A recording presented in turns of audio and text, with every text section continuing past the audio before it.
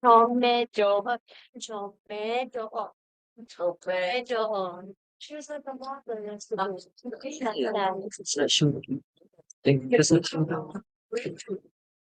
Ini kayaknya tanah apa udah nih? Setelah belajar kalau itu sana bukti ke ini, ayo ke sini ya. Bebek situ buka dah. Bebek sana. Tak kayak ini. Buka sini bulan. Kena share katanya kena share ke bebek juga. Nah, saya ke web mau nampak dalam tu. Ataupun Ini macam semalam. sana buka juga join yang ni link.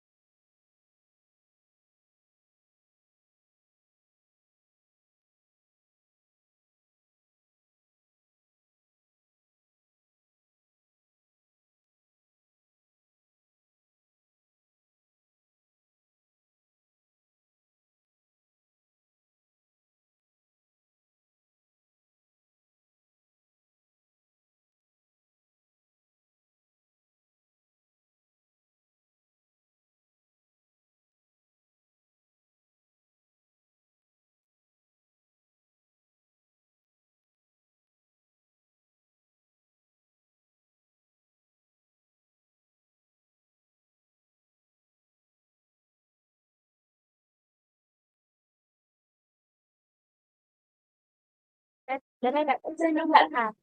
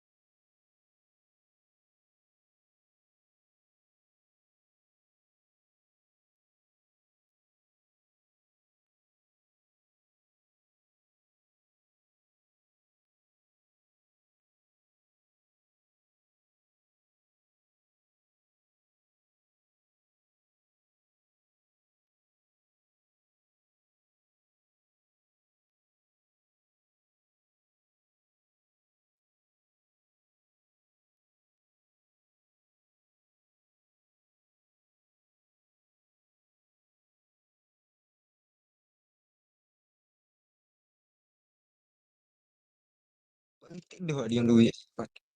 Malangkan ni hingga tu pagi kan. Kita betul mobil ni kot. So kan.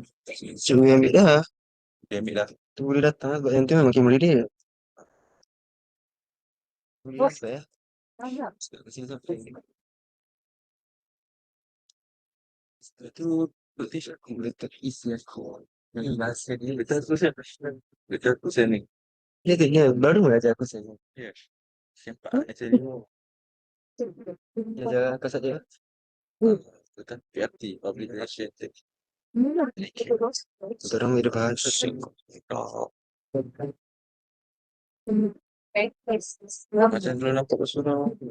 Ya. Boleh bersurau. Dia Selalu.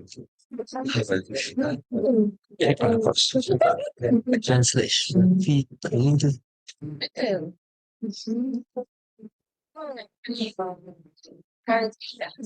Orang sekolah ni.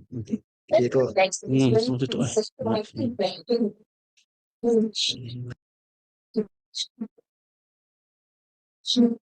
Choose me.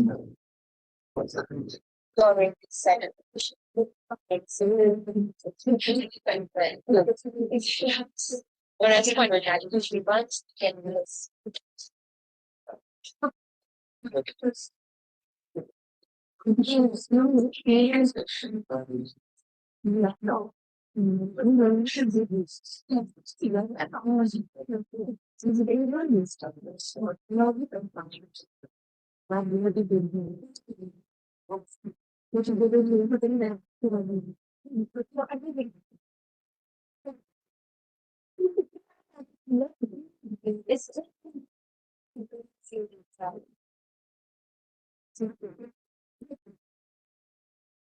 I'm saying that's not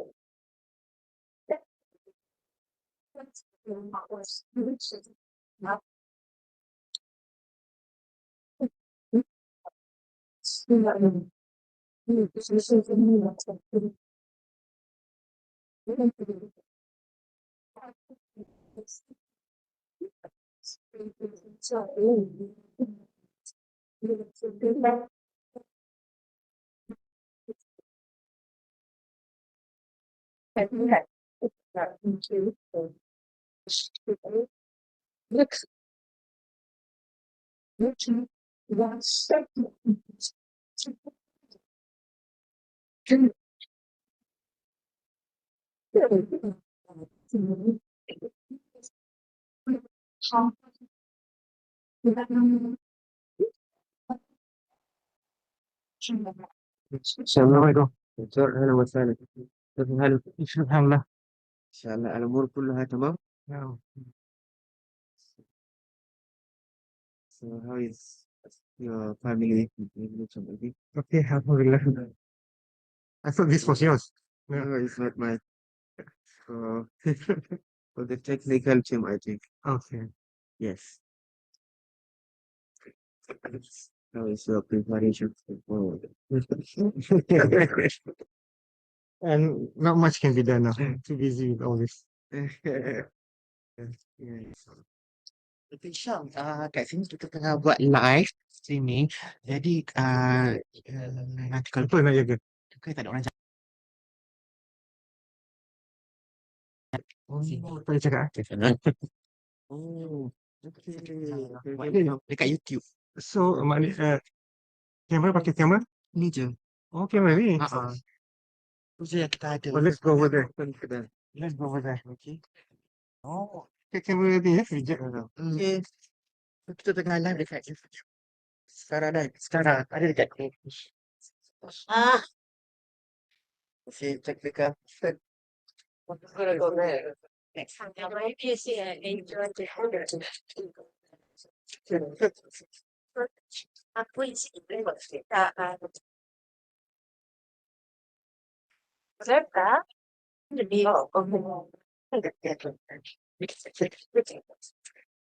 Surah. Surah. So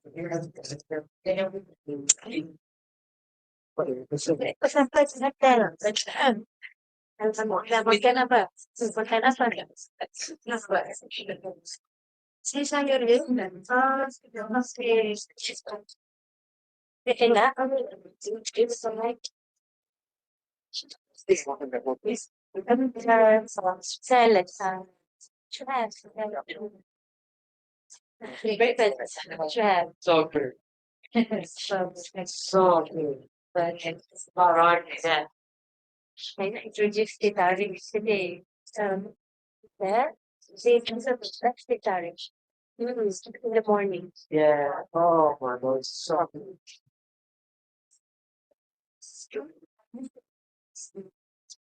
I then it makes the and something like that I find the system.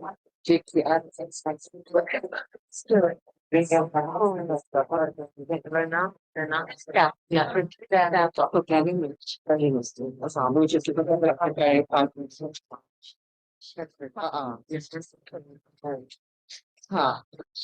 Yes. Yeah, yeah, India. It can tell you and yeah, what about this? Yeah, good. But it's just on the thing, self motion. And then they used to Turkey, but here it's a vegetable. Yes, it's green. How do you put that? The rain. Yeah, rain. The rain.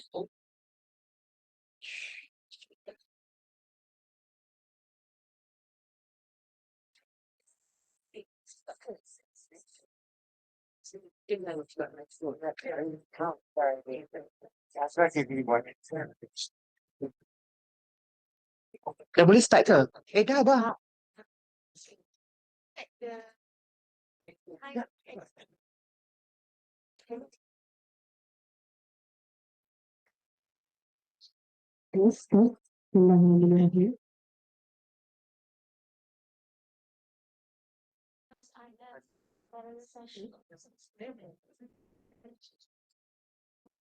Okay, Good morning, ladies and gentlemen.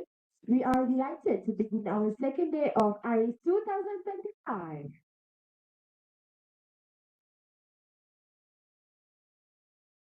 Before we begin, we kindly remind everyone to switch your mobile phones to silent mode and give your full attention throughout today's academic lectures. Let's maintain a respectful and focused environment for all speakers and participants. We are delighted to begin our second day of AReIS 2025 with our next academic lecture. But before that, let us introduce our today's speaker. Professor Dr. Roberta Piazza is Emeritus Professor in the Faculty of Media, Arts and Humanities at the University of Sussex in United Kingdom. Her academic expertise lies in English language and linguistics, with a focus on stylistic, sociolinguistic, pragmatics, and discourse analysis. Throughout her career, she has contributed significantly to advancing in research and teaching in this area, mentoring numerous PhD students and shaping innovative approaches to language study. In addition to her role as a professor, Dr. Piazza serves as the doctoral convener for linguistics within the Faculty of Media, Arts and Humanities at Sussex, overseeing doctoral research and fostering academic excellence. Her dedication to scholarship and leadership in linguistics has made her a respected figure in the international academic communities. We are honored to have Professor Dr. Roberta Piazza, visiting professor of the Faculty of Languages and Communication, UniSZA. She will deliver her lecture entitled Integrating Pragmatic Communication Skills into the Teaching of English for Academic Purposes. Please join me in welcoming Professor Dr. Roberta Piazza.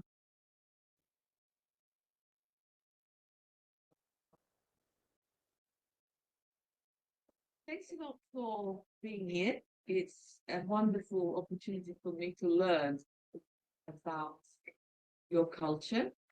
Today I'm going to talk about something which I hope is not too specific to linguistics, and I try to explain everything in detail so you can follow. And in this way, I'm trying to contribute to a discussion about communication, and communication particularly in particular way in writing. Okay, so this is the plan. This is what I'm going to be touching on today. I will give a definition of English for academic purposes, first of all. Then I'll talk a little bit about a little survey I carried out about my overseas students, PhD students. Then I'll mention relevant theory as a particular approach to pragmatics that I will be using in my discussions. In particular, I'll then focus on the concept of theme and reme, and I'll explain what that means, which is part of the structure of information in English for academic purposes, in order to facilitate, to encourage an attention to what is actually important to produce clear and well organized and balanced kind of writing. And then I'll give some suggestions as to how to improve clarity in writing.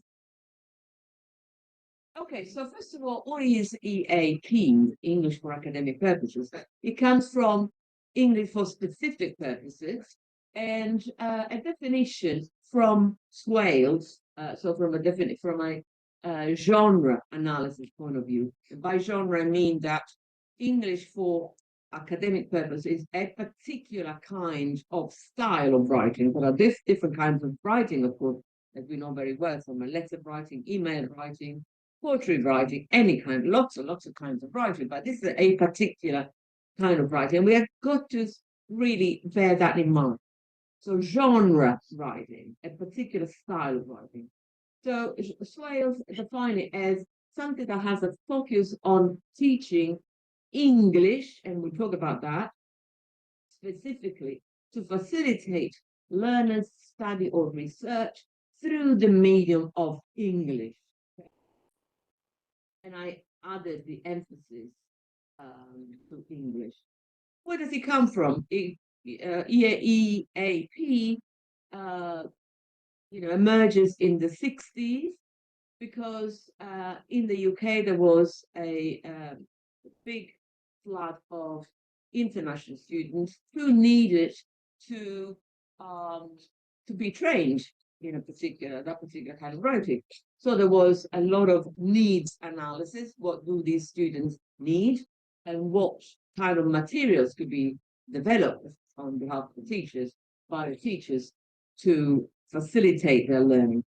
So in a way, EAP is an eclectic discipline, and we'll see what we mean by that. So there are different aspects that we can discuss when we talk about this term and this concept. So one important thing to bear in mind is the concept of discourse community. Now, that is really, really important for us to comprehend. It means that we as a community of scholars, okay, at any level, at undergraduate level, postgrad level, established scholars, lecturer, professors, anyone, really are part of a community, and we use a particular kind of discourse, a particular kind of style, okay? So we have to really fix on that, really focus on that. So it's a particular kind of circle, let's say a circle of friends. I hope people are familiar with the concept of community of practice. So that means we all in this room are part of a group. Doesn't matter what class, what gender, what kind of education we received. We are here, and if we are talking about EAP, so academic English, we are part of this community. Okay, so any other sociolinguistic variables like ethnicity, class, etc., are totally irrelevant. We have, for instance, lots of scholars from Indonesia, from Korea, from lots of other countries. Okay, but we all share the same. We are so all part of this community. So that's very, very important concept. So in order to understand what this discourse, this way of communicating that we all share is all about, there's been lots of attention to textual analysis, what our texts are like. And so, of course, with attention to disciplines, if we talk about maths, we speak in a particular way. If we talk about literature, we speak in another way, etc. Communication analysis in the corporate world, we speak in another way. Also, attention to action research, corpus-based analysis, ethnography. So there are different approaches, but they all really focus on how we identify this discourse, this way of speaking, or in this case, of writing. And there's also quite a lot of attention to what is called academic literacy. So the way we communicate in writing, in this particular case, in academia. So in a way, let's not forget that academic writing is a particular kind of discipline, but it's not just that. It's critical, and that's actually how I'm presenting it. It's a critical discipline because we can interrogate ourselves on what we teach. So how are we presenting academic writing? How are we defining it? Okay. Yeah. So there is one thing that I would like to point out, which is something even though I come from the global north, I'm very well aware of, which is the hegemony of English as an academic purpose. So in a way, when we talk about EAP, we are talking about the monopoly of English in the north, in the global north. Okay, so we all try to accommodate rules that are dictated in a way by the North. Okay. And this is a notion that recently has been changed and challenged. Yes. So, for instance, Mali talks about, talk critically about this notion of EAP, and he says we should really have promotion of views that are tolerant on non-native speakers of English, he argues that the native speaker version of English are not the only legitimate ones, nor are they in any way superior to any other variety.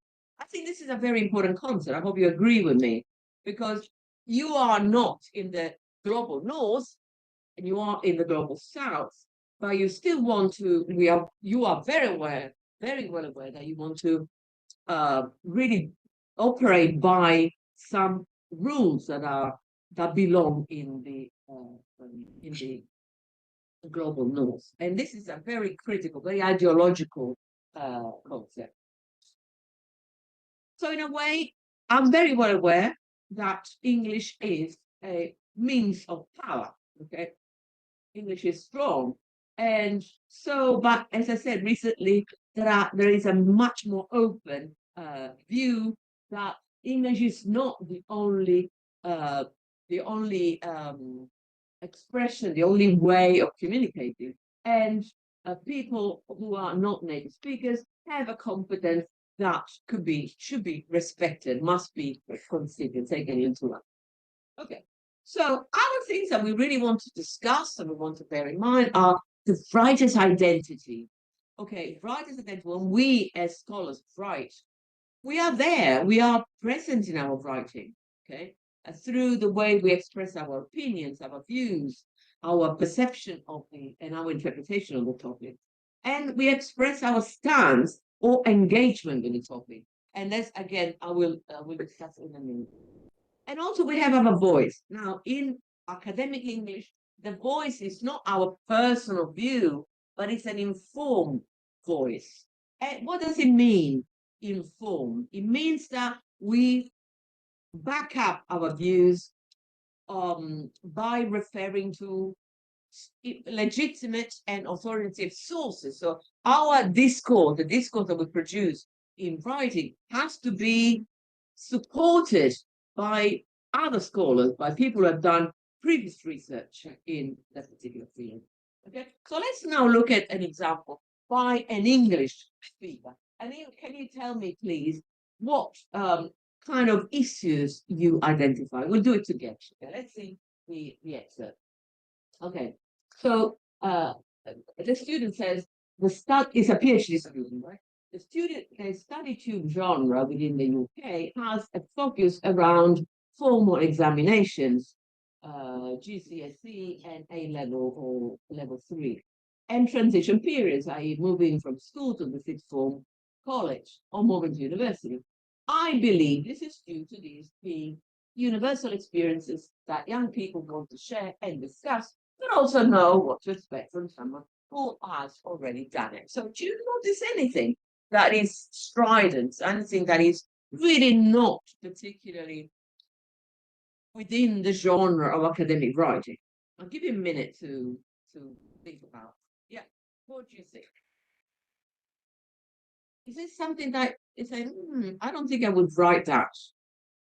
I know this is not a seminar, but I still would like you to have a minute to try to be a bit interactive and, stimulate your thought. Anything, see? No? What do you think of this? I believe this is due to these being universal experiences. What do you think? Is this something you will write in a thesis? Probably not. So it's actually a personal experience, personal view that is not supported by particular research. Okay, so it's something that, as we were talking about before, the global North and the global South, this is a proof, this is evidence that even a British student who is not trained to express themselves in a particular form of academic English can produce. So it's a slight irregularity, I would say. I wouldn't say mistake or error, but it's something that really is strident there, that doesn't really go along the rules that we follow in academic writing. Okay, we would have probably chosen to refer to a particular research that explains what's happening there. Okay? So that what I've done for this talk is I contacted some of my previous students from different countries, from Saudi, China, Thailand, Zimbabwe, and other countries. And I put some questions to them to see what difficulties they found when they were writing English for their thesis.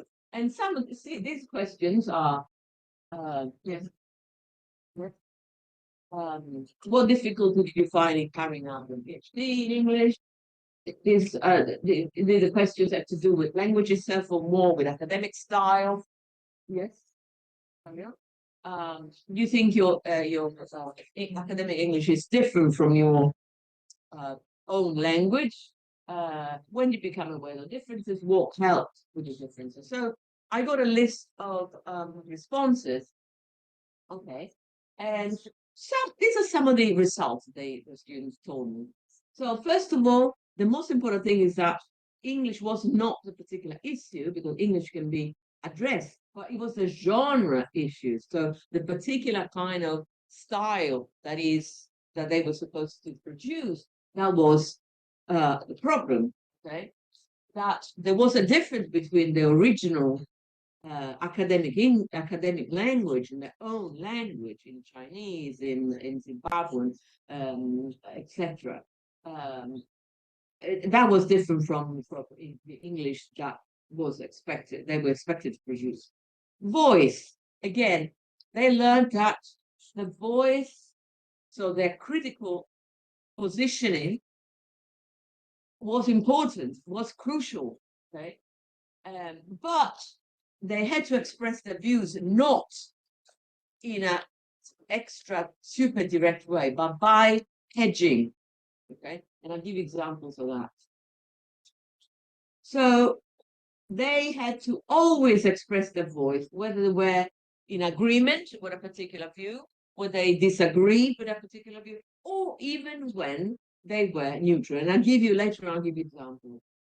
They had to be clear and direct, and also produce evidence, so show evidentiality. Remember the example I gave you before. I believe that. No, who are you to believe? We want to have proof of your knowledge. Informativeness. Again, English in academic writing is linear, very difficult. And it's English. I'm not saying that any other languages are the same. No, because for instance, in Spanish, in French, there's no linearity. People speak in a way which is much more complex. They produce much more complex sentences. But English is very, very straightforward and linear, even boring at times, especially if we're talking about and also, at the same time, English is indirect. You cannot say, this is it, but you have to use a lot of hedging. This suggests, this indicates, it appears to be. So at one point you have to be clear, but at the same time you have to be tentative. And then the structure information, that's what I want to focus on. So you have to have a topic or a theme, and then say something about that topic. But the topic, which is called, or theme, has to be very specific. And then the rest of the talk will actually focus on that. And one student says, and I like it very much, I quoted this excerpt, I used to place my topic sentences at the end of the paragraph when writing, which is what I used to do in Zim. Okay? So we'll come back to these results in a few minutes. Okay, let's now go ahead and talk about the framework that I want to use for discussing EAP. So the framework is pragmatics, but a particular kind of pragmatics. So, well, which is relevant theory, and I will clarify that. So what is, first of all, pragmatic competence? What does it mean? What does it mean to be clear in a pragmatic way? When we talk about pragmatic, sorry if I'm sure lots of you know about this, but I'm just talking to people who might not be that familiar with this concept. So when we talk, we say, I'm very pragmatic. What does it mean? It means that you are practical, you are down to earth, you know what the issues are in the context, okay? And that comes from a particular approach to language, which is a philosophical and cognitive approach, which is pragmatics. So what is pragmatic competence? It's a set of internalized rules, so something that we bear with us, we live with, internalized rules of how to use language in a socio-culturally appropriate way, taking into account the participant in a communicative interaction and features of the context within which the interaction takes place. Okay, yesterday when we are talking about communication in the corporate world, we were taking into account the needs of society to respect the climate, to encourage sustainability and things like that. So that communication really relied on pragmatic needs, okay, on the social cultural needs of the moment. Okay. So can you go back? Yeah, talking about academic English means being pragmatically competent. So if we want to be efficient in writing, we are being pragmatic. We are being respectful of the rules that pertain to the particular genre. Okay, so pragmatics goes hand in hand with cognitive. Okay, so what happens in our minds? Okay, so we take care of the context at the same time we operate with our mind. Okay, yeah. So, as I said, I would approach EAP from a relevance theory point of view, okay, which is a particular approach to pragmatics. This is an example. So, in communication, we expect to be clear, okay, but we're not always clear. Look at this example, for example. Peter asks Mary, do you want some coffee? And Mary says, coffee will keep me awake. Now, tell me, what's the relation between Peter's and Mary's sentence? Absolutely not. They're completely disconnected. You say, what are you talking about? Keeping you awake? So you can actually, first of all, you have to make sense of the words coffee, want, etc. So you already are processing that information. And then you have to process at a more complicated level. What is the relationship between coffee and being awake, not sleeping? So the inference or the implicature, okay, is no, I don't want coffee because if I drink coffee, coffee contains caffeine and will keep me awake and I want to sleep. Okay, so all this is actually in our mind, is the way we process the information. Okay, and if we actually said something like this, we would be so boring, wouldn't we? Oh my God, Mary's so boring. She explained everything too clearly. So that's what happened. That's what I say, that pragmatics is taking care of the content, but also being cognitive. Okay. So, relevant theory, beautiful, beautiful, beautiful theory by two people. Wilson. Anyway, we'll come to you. So two scholars, and they have a particular, I'm going to say, formula. So they say that the more relevant, the more explicit I am, okay, the more I refer to the context, the less cognitive effort the poor interlocutor, the reader, the listener has to make. So if I'm clear, you perceive what you understand without any effort. But the less relevant I am, the more contorted I am, the more implicit I am, the more effort you have to make.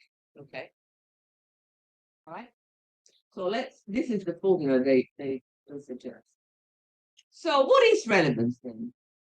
Relevance is defined in terms of processing efforts or cognitive efforts and contextual efforts. Remember what Mary said, coffee will keep me awake.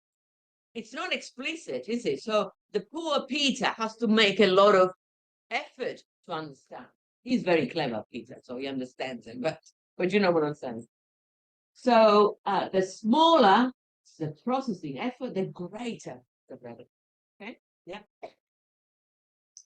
So how can relevant theory by Sperber and Wilson, this theory that I just mentioned, how can it help for English for academic purposes? Well, we must bear in mind that we want our reader to make the less cognitive effort. So you have to be extremely relevant, extremely clear. So the poor reader will have a very easy time reading our PhD thesis, reading our articles, reading our books, and stuff. Okay, how can we improve relevance? Okay, and here we come. Yeah. So we have to increase our clarity. Okay, so we have to consider the communication principle of extreme transparency. Yeah. So now we can go back to the survey of my ex-student, okay, and comment on the results. One of the results was, for instance, hedging. Okay, so this is an example of hedging that is expected in academic writing. Look at this. Although prior research suggests advertising humor may be associated with offense when it is used in advertisements to sell the product and services, etc. This has not been confirmed empirically. Do you see how the student is actually hedging? They are not saying this is it. They are just being very tentative. And this is actually what the reader in that particular genre expects. So it's very relevant because he's respecting the rules of the genre. Again, for instance, researchers, not me, not I believe this is it. No, but researchers conclude that. And what about the next sentence? Conversely, humor is believed. Not I believe that humor, but other people believe that humor. Okay? So this is one thing. Be not assertive, okay? Express very precise ideas, but in a very tentative way, which is a bit contradictory, I know, but this is the rule. This is one thing, okay? Yep. So the other one is, as I was talking about before, informativeness. So English is linear. I told you, even boring, even dull at times. So you have to build your argument step by step. So the reader will make very little cognitive effort while they read. So this is an example. In my experience, this is what a student said. In my experience, academic writing in English is more explicitly structured and organized. It states the thesis first. This is what I want to prove. Then develops thesis and then tests it. Very clear, signposted sentence. We talk about signposting, what that means in specific terms.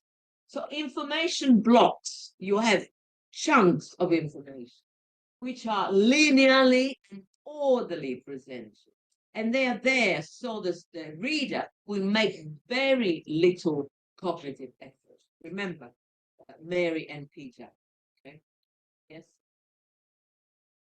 So what I want to focus on now is is the information structure in relation to theme and ream. Okay, so the two things can go together like toothpaste and the toothbrush. Okay, we can combine them. Okay, so, and in order to explain that, I'll go back to holiday. I don't know if people are familiar with that concept and that grammar, that approach to linguistics, but holiday talks about three big functions. The ideational function, okay, when we talk, we want to convey ideas and information.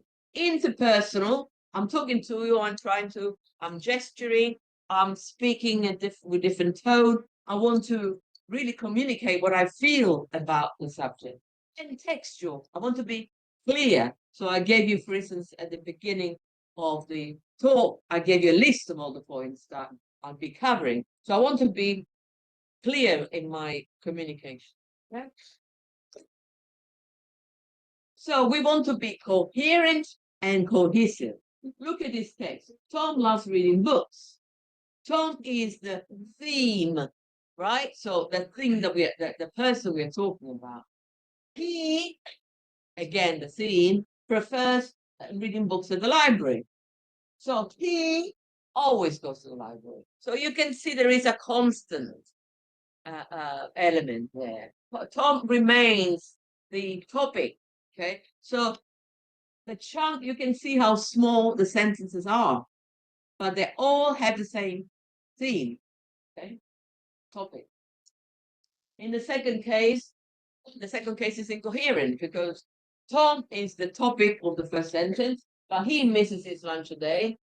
Okay, what's the connection? And he always goes to the library. You know, that complete disconnect. What about this other case? Keir Starmer discusses mental health with Dr.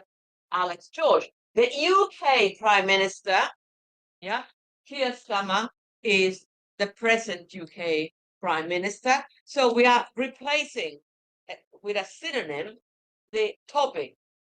Okay, so we are coherent, and that's what we want. Because if we are coherent, we are relevant, and if we are relevant, the reader will make very little effort. Okay. Yep. So, how do we organize a topic or theme in a text? Look at the difference between these three sentences. A tragic accident happened tonight. Okay. So the topic or theme is a tragic accident, right? That's what we're talking about. But I can actually switch things around. I can choose tonight, because for me, it's very important that it's tonight as opposed to last night, as opposed to 2 nights ago. Tonight, a tragic accident happened. Here we have an indication of time, right? Which takes priority, takes the first space in sentence because my accent is there, my focus is there. Or what happened tonight? This is the topic, right? Was a tragic accident. So I am expressing my stance by changing things in the sentence. Okay. So we can now define theme and ream. Okay, very important concept for relevance. Theme is the element that first appears in the clause. Okay, John loves books. He goes to the library. Last night, a terrible accident happened. A terrible accident happened last night. Okay. Instead, ream is what we say about it. John loves books. Right? John, theme. What? What about John? He loves books. Okay. All right. Okay.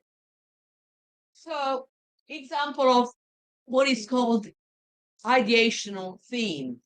Okay. Ideational means the theme that really brings about ideas, what we are really talking about.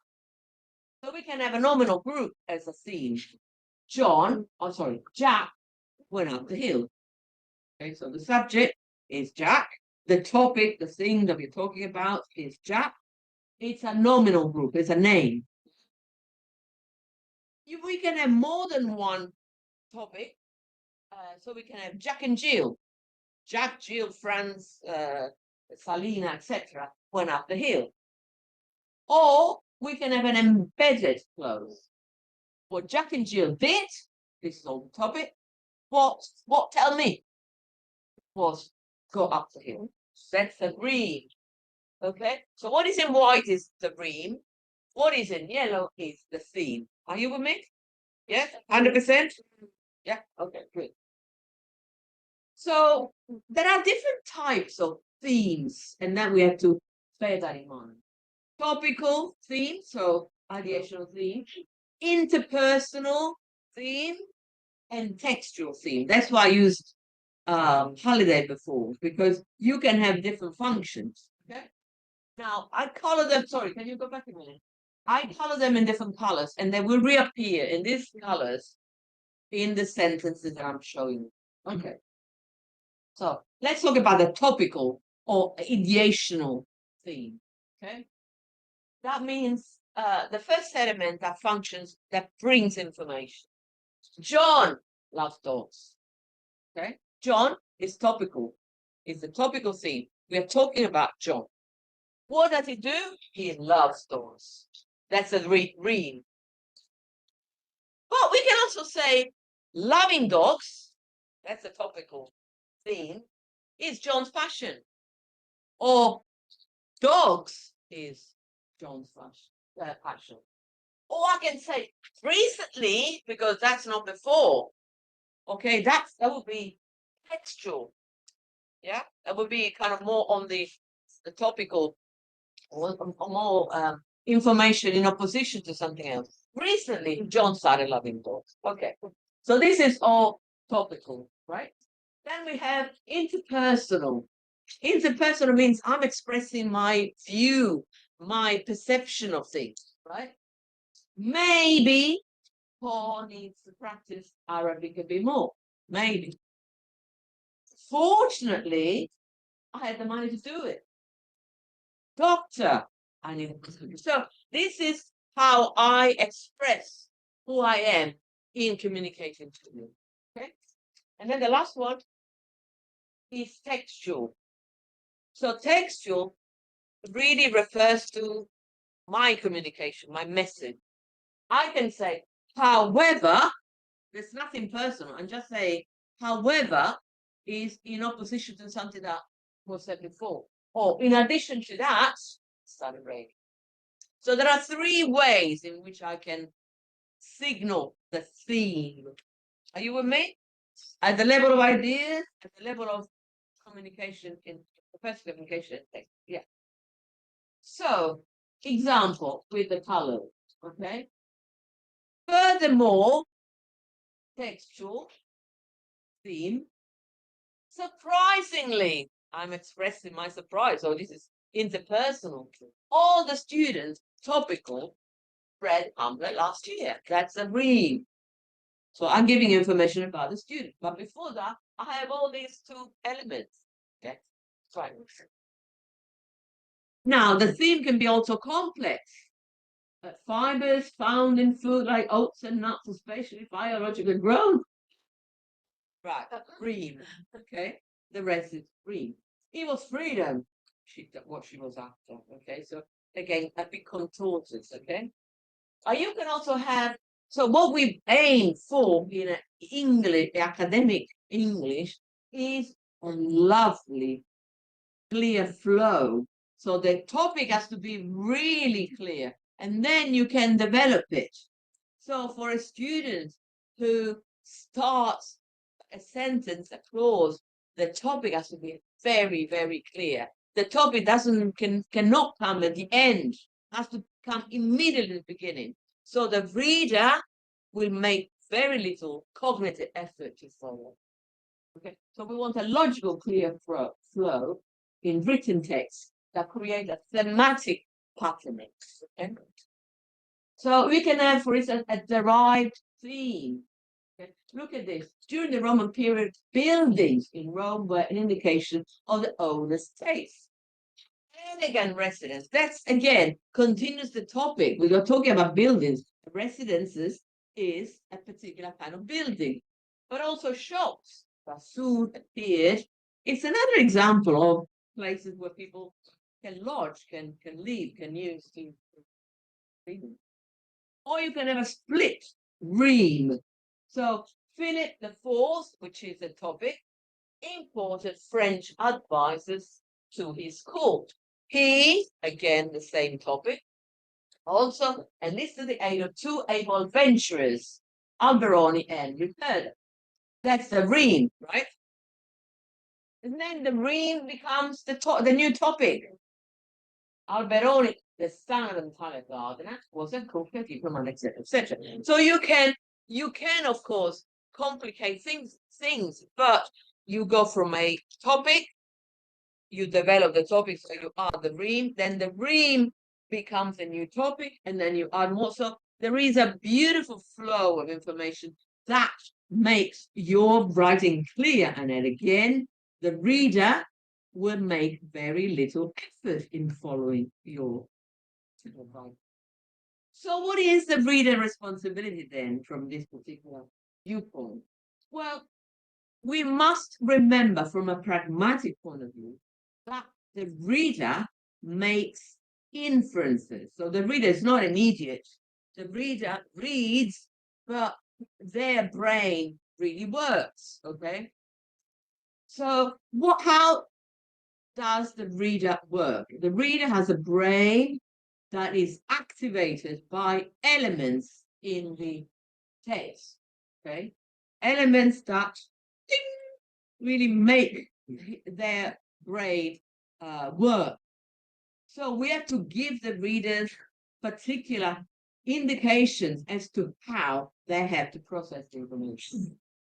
Because the readers' brains are active. We have information in our brain, which is called schema. Okay, so if we say something, of course, we are activating those particular schema or schemata, okay, the previous information, previous knowledge. And they work. So the schemata in our mind and the clues in the text operate together. Okay. So we have these textual clues, which are really, really crucial to academic writing, that we all should bear in mind. So that's why before I was talking about signposting, and I'll explain in a minute. Okay. Yeah. Yeah. So again, what is the writer's role? The writer's role in academic English, or academic form of communication, is signaling or signposting, which is the same, indicating, pointing a theme to guide the reader. And how do I do that? By, for instance, indicating the direction of the argument, highlighting when we change an idea, making connections explicit. If I say, however, I'm indicating that the idea that I explained before is in contrast with what I'm saying now. Okay. So we must guide the reader and reduce their cognitive effort. That's actually the concept I'm trying to convey today, by signposting to the reader how to navigate the text. Yeah. So what we must not forget, to enhance clarity, improve coherence, support the reader in any possible way by signposting what we are trying to do in our writing. Yes. So now I have some excerpts from PhD thesis, and I would like you to read through them and tell me if you think that the students are doing a good job, the students are being clear, and if the reader is helped in their work. So look at this. Moving on from the discussion on the historical, socio-political, and linguistic concept of the thing, this chapter focuses on the phenomenon of code switching, which, simply put, refers to switching from one language to another. Gumpers. Remember evidentiality. Okay, immediately the student indicates that it's not their idea, but code switching was first stipulated. Yeah. Okay, yeah. Gump is an alternative. Okay, so and then he continues. Yeah. Okay. Yes, next. So it's very clear how the student is signaling, is signpost. You can have, you can signal your attitude, okay?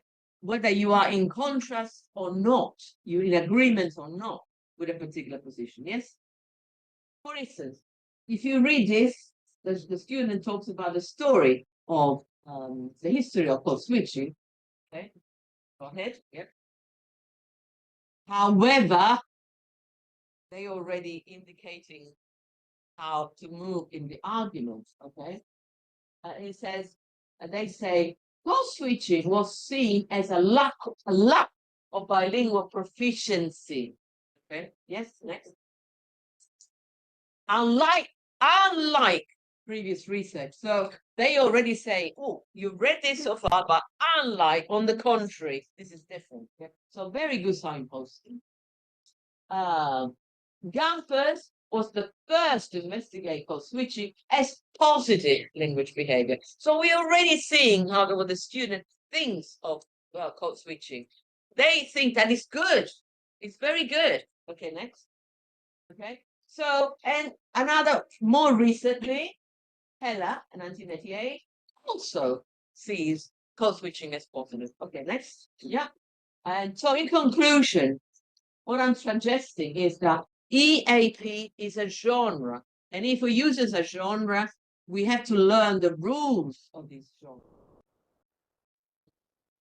Pragmatics, for me, is really important to understand what we have to do as writers at any level to facilitate the readers, to reduce their cognitive effort.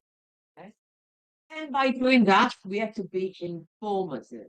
We have to be specific by signaling to the reader, yeah, what they have to do. And these are some of my references and any questions. And I hope I was interesting. Okay. Thank you. Thank you, Professor Teresa, for the insightful and inspiring lecture on the importance of pragmatic communication in academic English teaching. For those who want to ask questions, can go to the middle of the hall.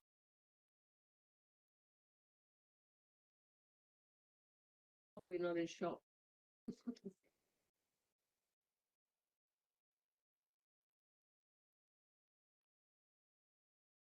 I hope I didn't Yes.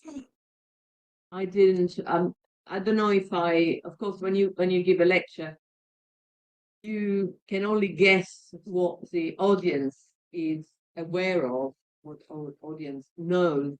So I hope I didn't repeat things that you were totally aware of. But in any case, I was trying to present a particular perspective on academic writing. So what we as writers can do to improve to make our job better, make our job more acceptable. So if you always bear in mind this model, the formula of the relevant theory, the more explicit, the more relevant you are, the less complicated life is for students, for readers. Yeah. So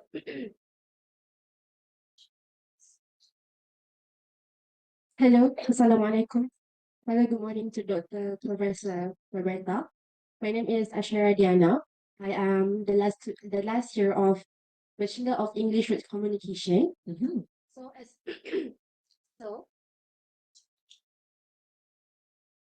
so as the last student, we need to prepare FYP, which is final year project. So I have a question for Professor. Could you suggest possible research direction or areas that are related to pragmatic communication in academic settings that are suitable for undergraduate studies? Sorry, I missed the very last part. So you have any suggestions? What? Do you suggest possible research direction or areas, because you have so many areas that related to pragmatic communication in academic setting that are suitable for undergraduate studies?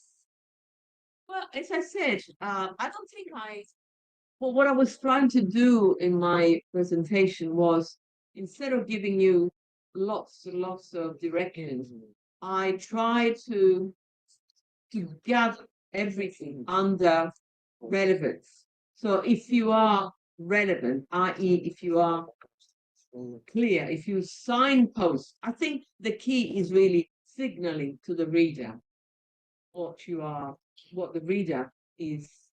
Have to, we basically, I always say to my students, you have to take the reader by the hand, like a child.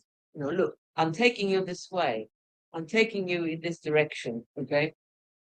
By giving them clues. However, what I want to focus on, the, the core idea of this, in this chapter, I will be doing this. So the reader is guided, supported, you know, taken by the hand, really. For me, this is important. So I think that when you write last year, the final year project, you have to have ideas, you have to be very, you have to show that you've read enough research, that your knowledge is very sound, etc. But and you must have a very clear research question. Okay, but when you write, you really want to indicate to the reader how those ideas are conveyed, because it's not enough to have good ideas. Sometimes I've seen people with fantastic ideas, but still they can't communicate, and they don't signal how we should follow their discourse. That's my so signaling, signposting is very, very important. That's what I would say. Okay. Okay. Oh, yeah, first. Sorry.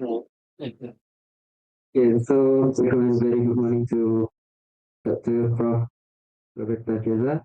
So my question is, so we talk about being cohesive and coherent, right?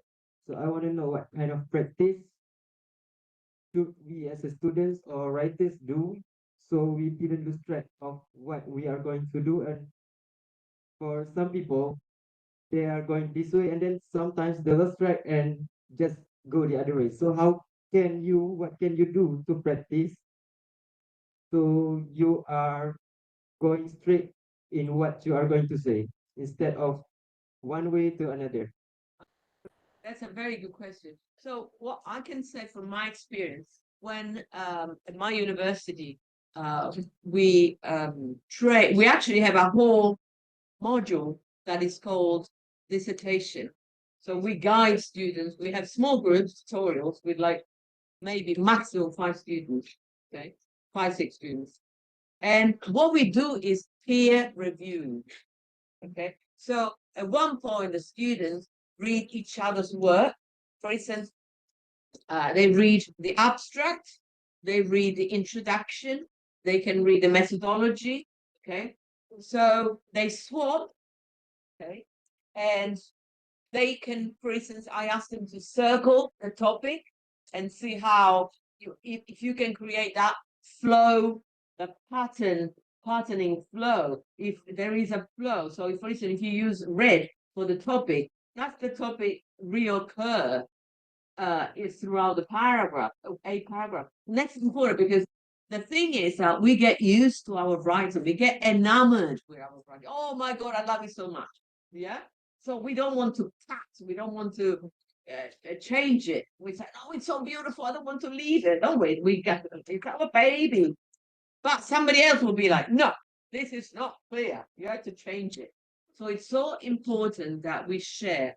The other thing is, I always say, leave your writing, your paragraph, your methodology, for instance, chapter, in a drawer or in a computer, of course, for 4 days.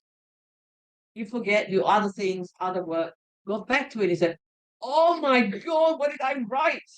Yeah, because you acquire a kind of critical distance. And that's, again, very important because there is a kind of affective attachment which is broken either by another reader or by yourself if you forget about it. So this is actually what, and I said signaling, okay, what am I saying here really? I said to students, really clever students, nothing to do with how good you are. You can be fantastic, but still you may not be able to communicate clearly. Say, what am I really trying to convey? What am I trying to express here? So peer reading, peer reviewing is really useful. Yeah.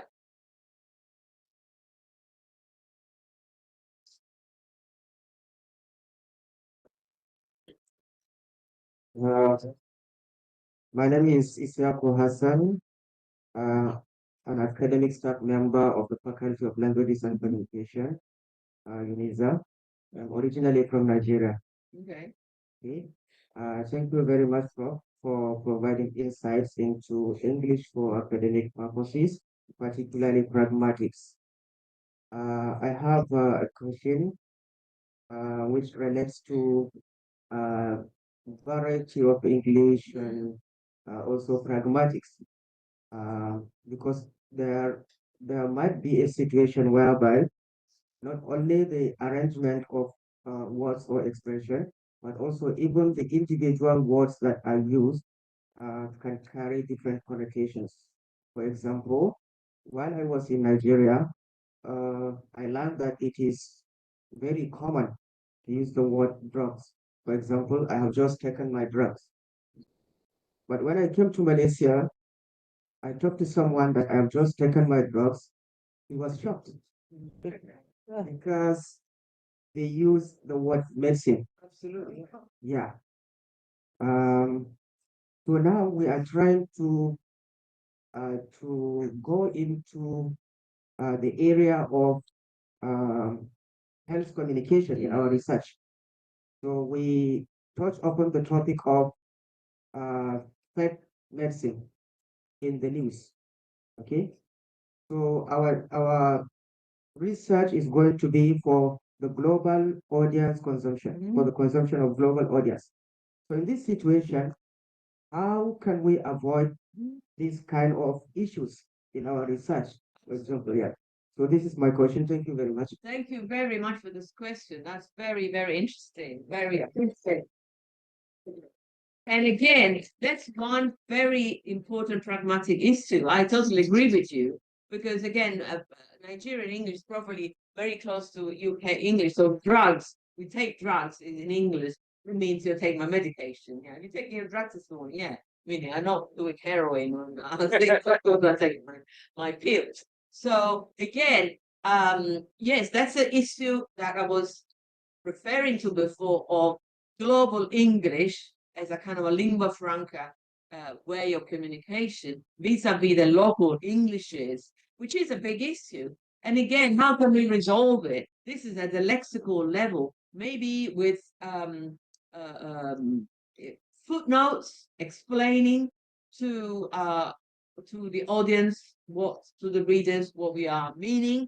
There's also one important element, which is if we're talking about an audience for a PhD student in Malaysia, that's no problem for me. You use medications rather than Nigerian or English drugs, right? That's no problem because the people who will read the thesis will be Malaysian people.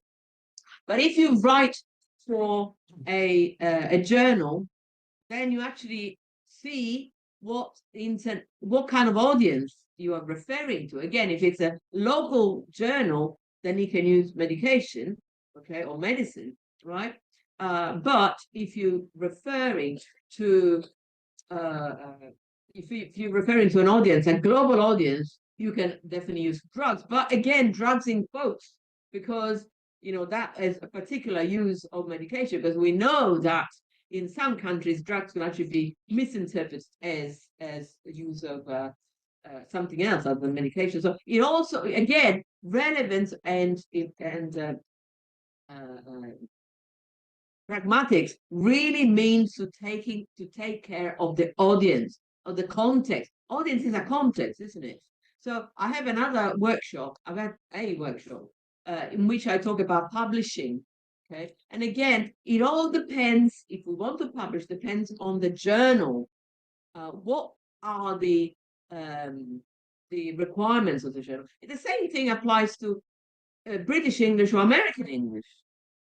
You know, does the journal accept American English? Fine, then we can all use American. It's exactly the same. So we're using a particular lexis, a particular kind of transcription, whatever. If the journal, if the audience require that. So I totally agree with you that it's all a matter of clearly. And again, I was referring to signposting and signaling to the reader what you mean. A footnote would be perfect.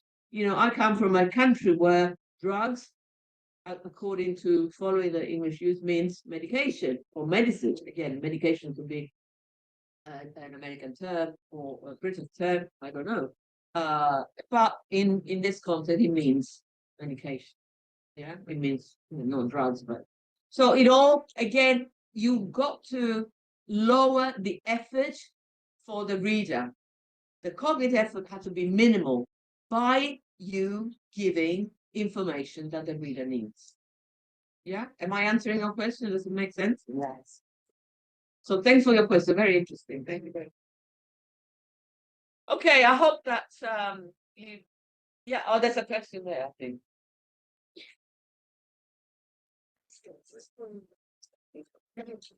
So this will be the last question.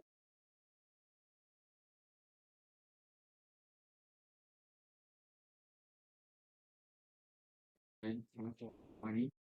So I have a question here on how to make use on how and on why to encourage more complex thinking and clear structure, especially when we are discussing both views. You know? So, Prof, So how to increase no, I contrast? mean how to make use on why and how, Oh, why and how? yeah, in our writing, so that we can see the how we want to compare between positive and negative argumentations. So we can make it clear based on these views, and we till the end on how we summarize all the ideas together. Then we using cohesive um, devices to make all our statements be very interesting and exciting. Thank you. Okay. Well, can you give me a week to respond? Or at least a day. These are all very, very interesting questions.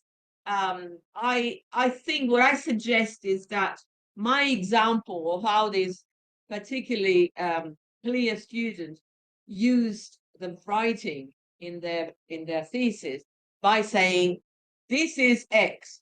However, right, this was considered negative. But more recently, code switching started being looked at from a positive point of view. So they really signal that from X in the past, where code switching was considered negative, things really developed. So they are expressing very clearly that they side with a positive approach to code switching. So is the clues, what I was saying to you, textual clues that you as a writer position specifically in, strategically in the text that really lead the reader to follow your thought. Okay, so your question is very beautiful, but it really encompasses lots of other questions, and which I'm very happy to discuss. I think later on there's a workshop or some kind of a discussion, I think, isn't there, with the students about the writing. So I'm very happy to pick on that, because there's a series of answers I can give you, and I'm very happy, for instance, if people could bring an example of their writing, we could discuss it maybe you don't want to bring your own personal writing, but you want to bring an excerpt from a kind of writing. But it's something that I would like to discuss, practically by talking about a text. But the idea is always what I was suggesting today, encouraging today. Let's be helpful for the reader, to the reader. So let's facilitate their work. We want the reader not to suffer trying to figure out what they should understand, but let's lead the reader to follow our thoughts. Yeah. So, however, despite that, on the contrary, all these are beautiful clues that are necessary and that make the point, signal to the reader the point that we're making. Okay, sorry if I wasn't terribly explicit, but I hope you appreciate that it's, yeah, and then we're very happy to talk. All right, Doctor. Thank you so much, Professor. Thank you so much, Professor Piazza, for the insightful and inspiring answer on the importance of pragmatic communication in academic English teaching. Okay, let us move to our second academic lecture for today.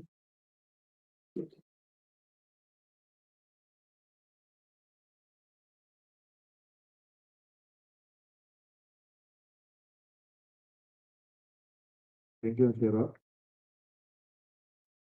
Ladies and gentlemen, we shall now continue with our next lecture entitled Inovasi Strategi Pengajaran Menjawab Tantangan Pendidikan Abad ke-21. Before we start, let me introduce our next visiting professor, Professor Dr. Muassama. Professor Dr. Muassama is a distinguished academic at Universitas Islam Negeri Maulana Man Ibrahim, Malang, Indonesia, where she served as a respected faculty member in the Faculty of Humanities with expertise in Arabic literature and language education. She has made significant contributions to the advancement of humanities studies in the region. Her scholarly work encompassed innovative teaching methods and the integration of linguistic and cultural studies. Throughout her career, Professor Muassama has demonstrated a passion for improving educational practice, focusing on modern pedagogical approaches that address the evolving needs of 21st century learners. She has been involved in various academic and community projects aimed at enhancing the quality and relevance of language and literature education, making her a leading figure in Indonesian higher education. It is an honor to welcome Professor Dr. Muassama, visiting professor of the Faculty of Language and Communication, UniSZA. Please welcome Professor Dr. Muassama.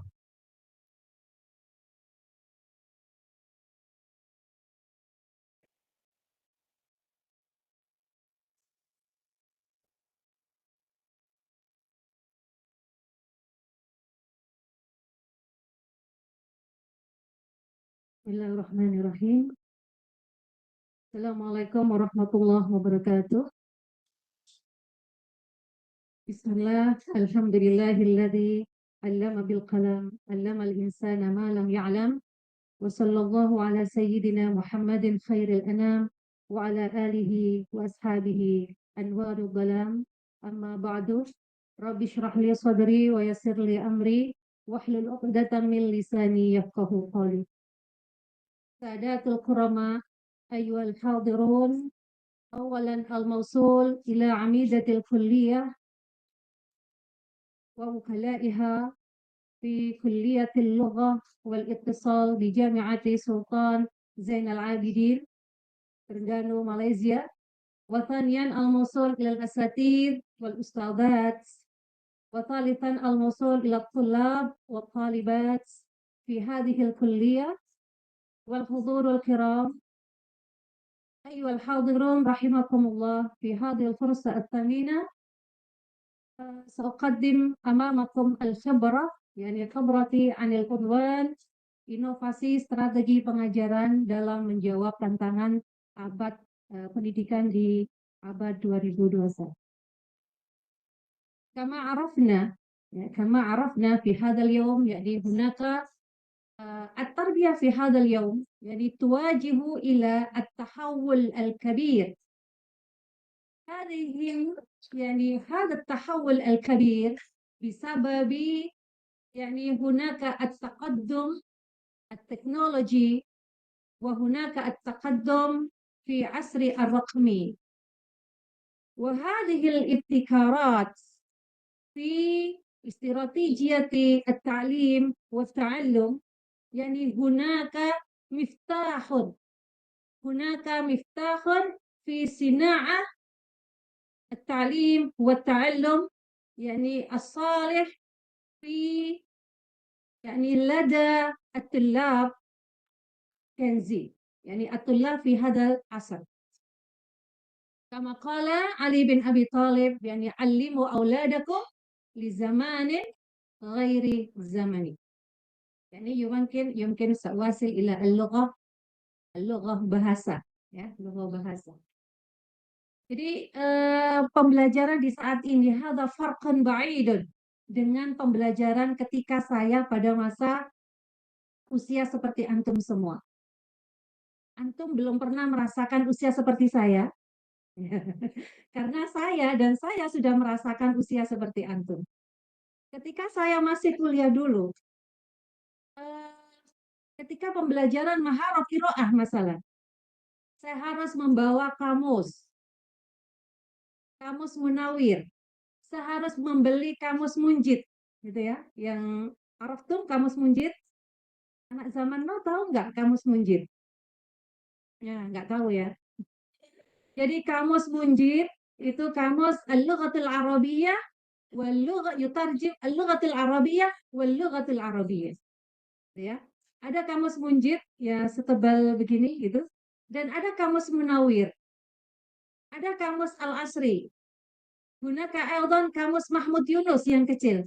Jadi kalau kami maharah atau madah mutola'ah atau madah maharatul qiraah itu kami harus membawa komus ke fakulti gitu ya. Tapi kalau anak zaman now apa yang harus dibawa cukup dalam HP gitu ya. Gunaka ma'ajim katsirah ya. Ada kamus ma'ani yang begitu sampai nulis semuanya sudah lengkap ya. Semua bisa diterjemahkan. Wa hunaka aidan Google Translate ya, memudahkan sekali. Wa hunaka aidan ChatGPT. Antum bisa menerjemahkan apapun di ChatGPT. Wa hunaka aidan Gemini AI. Ya, Gemini AI bisa translate apapun. Gunakan aidan DeepL. Ya, sudah pernah bukan menggunakan aplikasi DeepL? Nah, itu sangat bagus. Sehingga mahasiswa di zaman sekarang, saya melihat anak-anak saya yang lulusan mahasiswa, yang lulusan perguruan tinggi, mana dia tidak punya buku di almarinya. Yang punya adalah PDF di HP dan di laptop beliau, di laptop mereka. Saya lepas kuliah S1, kuliah bakalorius, kuliah magister, fi marhalatid doktorah, lemari saya penuh. Karena fi hadza zaman gitu ya, taswir al-kutub.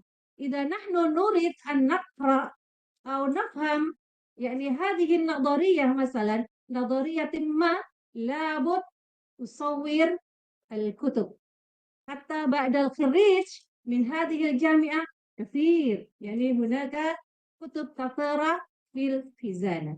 هذا فرق ya في هذا اليوم. ثم tantangan pengajaran di era digital.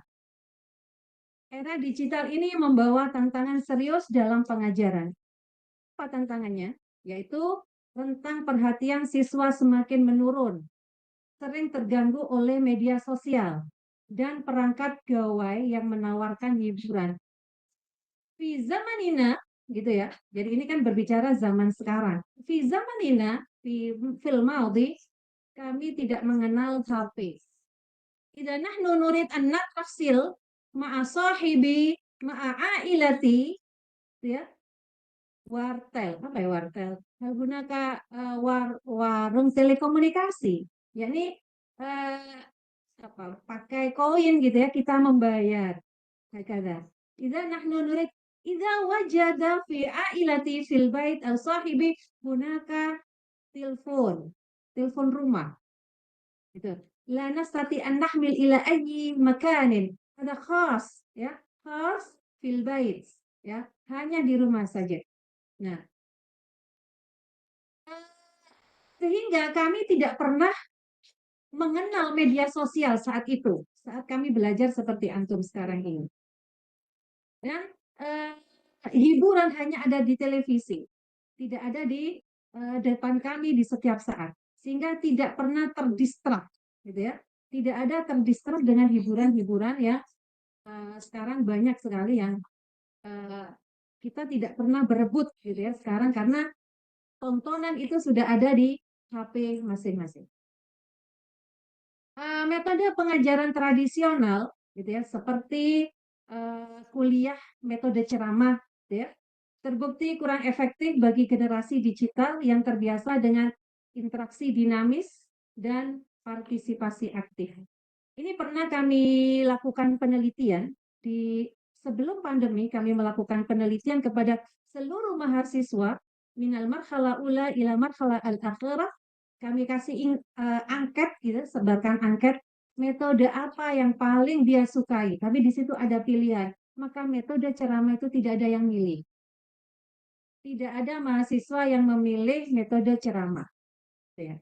Jadi ada 87% mahasiswa menghendaki metode-metode yang kreatif, ya, yang mengajak mahasiswa kreatif, aktif, berpikir secara kritis.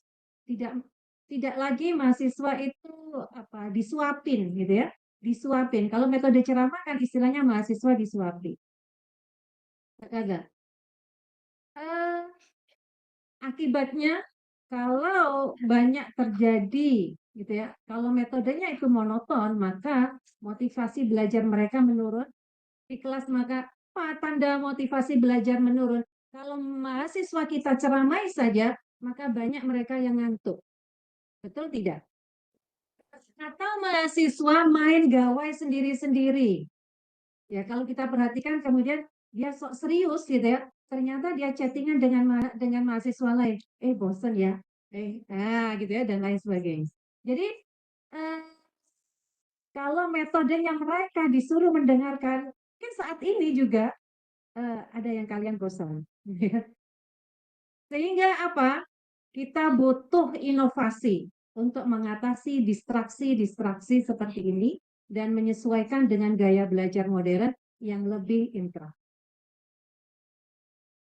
Nah, mengapa sih inovasi pengajaran itu penting? Ini ada dua, gitu ya. Ada saya baca itu ada dua. Sebenarnya ada banyak, tapi saya ringkas saja menjadi kami kelompokkan menjadi dua, yaitu yang pertama relevansi pembelajaran. Jadi Itani dan kawan-kawan pada tahun 2024 melakukan penelitian bahwa inovasi itu membuat materi pelajaran lebih relevan dan lebih menarik, ya, lebih relevan dengan kehidupan mereka sehari-hari sesuai pada masa siswa di masa kini yang akrab dengan teknologi dan informasi yang serba cepat. Jadi ada banyak sekali pengembangan bahan ajar di masa sekarang ini. Ada pembelajaran berbasis Android, gitu ya. Ada pembelajaran berbasis AI, ada pembelajaran berbasis digital, gitu.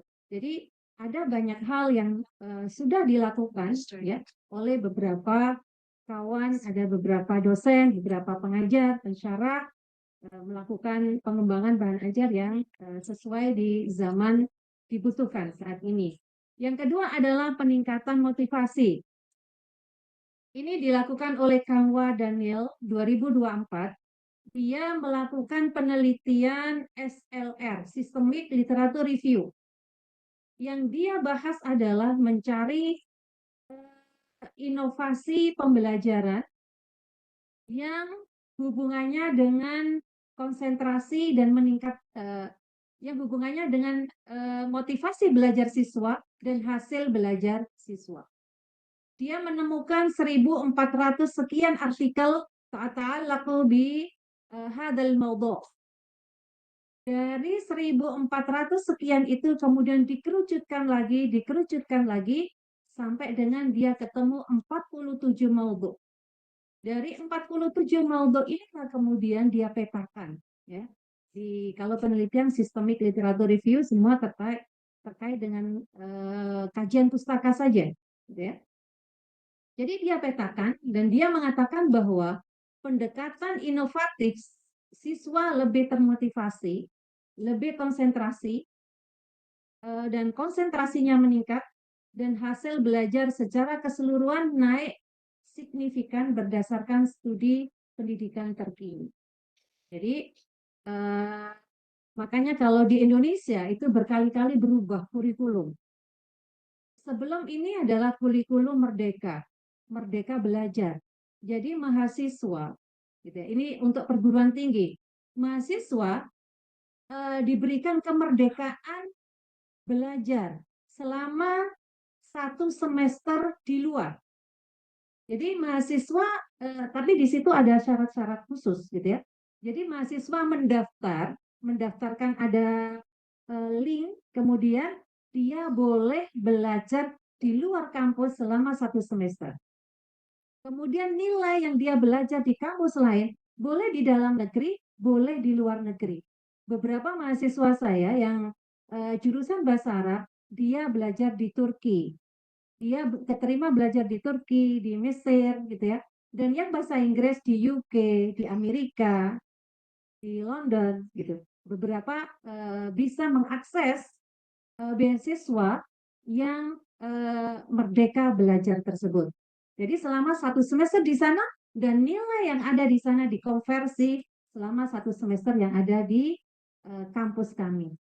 Bagaimana mata pelajarannya sama? Tidak sama. Bagaimana mengkonversinya? Kita wajib mengkonversi karena 1 semester yang dia lakukan di sana adalah juga mengandung, juga menambah keilmuan dan pengalaman mereka, sehingga harus kita beri nilai sesuai dengan mata kuliah yang ada di semester tersebut yang dia tinggalkan itu. Itu sudah dilakukan oleh kami di Indonesia dan di UIN Malang juga sudah melakukan. Sehingga inovasi pengajaran ini bukan hanya tren, gitu ya, melainkan kebutuhan untuk membekali siswa dengan keterampilan di abad 2021, abad 21 seperti berpikir kritis dan adaptasi terhadap digital, literasi terhadap digital. Nah, beberapa bentuk inovasi, ya, di antara salah satunya adalah pembelajaran jarak jauh. Apakah di UniSZA sudah melakukan program seperti ini? Jadi pembelajaran jarak jauh itu semua pembelajaran dilaksanakan online tanpa ada tatap muka sama sekali. Bisa teleconference, kalau pemberian materi bisa melalui Zoom, diskusi juga bisa melalui Zoom atau Google Meet. Jadi gunakan LMS, gitu ya. Boleh menggunakan e-learning, boleh menggunakan Google Classroom dan lain sebagainya.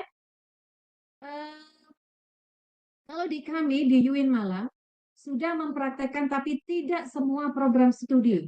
Hanya ada satu program studi yang menjalankan pembelajaran jarak jauh, yaitu apa?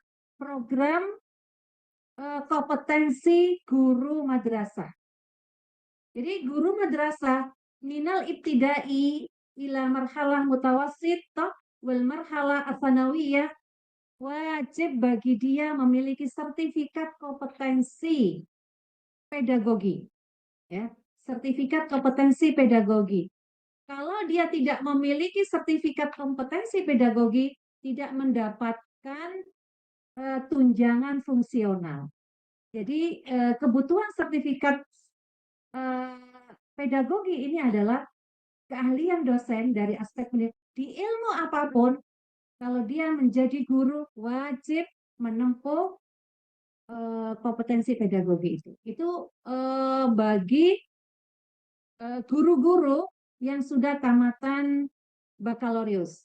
Jadi guru yang tamatan bakalorius, dia belum memiliki sertifikat itu, maka wajib ikut. Dan itu dilaksanakan secara online semuanya, PJJ. Kenapa? Karena ini adalah dilakukannya guru ini di seluruh Indonesia, gitu ya. Guru itu dari Sabang sampai Merauke, seluruh Indonesia. Ada dari Papua, ada dari Aceh, ada dari Jawa Timur, Jawa Tengah, Jawa Barat, berbagai wilayah dia ikut join di kelas itu. Likulli sana khamsumi'ah taliban. Jadi setiap tahun hanya ada 500, dibatasi. Kalau ini sudah penuh maka harus ikut di tahun berikutnya. Karena program ini dilaksanakan hanya 1 tahun. Jadi 2 semester itu dianggap sudah memenuhi. Jadi ada kurikulumnya yang itu. Jadi manfaatnya apa? Kelebihannya apa di PJJ ini? Pembelajaran jarak jauh, bukan pernikahan jarak jauh ya, tapi pembelajaran jarak jauh. Jadi fleksibilitas waktu dan tempat. Mereka masih tetap bisa mengajar ya, guru-guru ini tadi tetap mengajar kulayaumin di kelasnya masing-masing, tetapi dia juga bisa menempuh kompetensi pedagogi tersebut. Itulah kelebihannya. Kemudian akses pendidikan akan lebih luas. Jadi mereka yang tidak mungkin meninggalkan ya, tidak mungkin meninggalkan tempatnya masing-masing, tetapi dia membutuhkan adanya pengayaan atau tanmiyah pedagoginya, maka dia tetap bisa melakukan. Yang kedua adalah pemanfaatan teknologi digital. Jadi mereka dituntut untuk melakukan adaptasi dan inovasi bagi guru-guru tersebut, gitu ya. Jadi dia diajari untuk bagaimana membuat media pembelajaran berbasis teknologi dan lain sebagainya.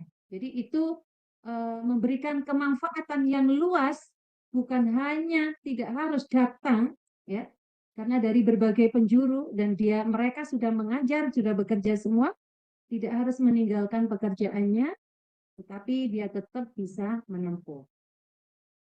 Apa sih keberhasilan ya? Dia berhasil, PJJ ini berhasil kalau ada 5 tahapan ini. Ada perencanaan pembelajaran yang matang. Maka harus ada takhdid, ya, harus ada takhdid, ada khutbah dirasiyah, LMS sudah disiapkan, yang sinkronus, asinkronus juga sudah disiapkan semuanya. Jadi persiapannya memang modul-modul berbasis online itu telekonferensi, video pembelajaran, semuanya harus sudah disiapkan sebelum membuka pembelajaran jarak jauh. Cuma yang kedua adalah kesiapan teknologi dan infrastruktur. Jelas ini adalah menjadi syarat, gitu ya, syarat yang muhim, syarat yang penting. Jadi pembelajaran jarak jauh ketergantungan teknologi itu adalah 100%. Kalau tidak ada akses internet, wifi,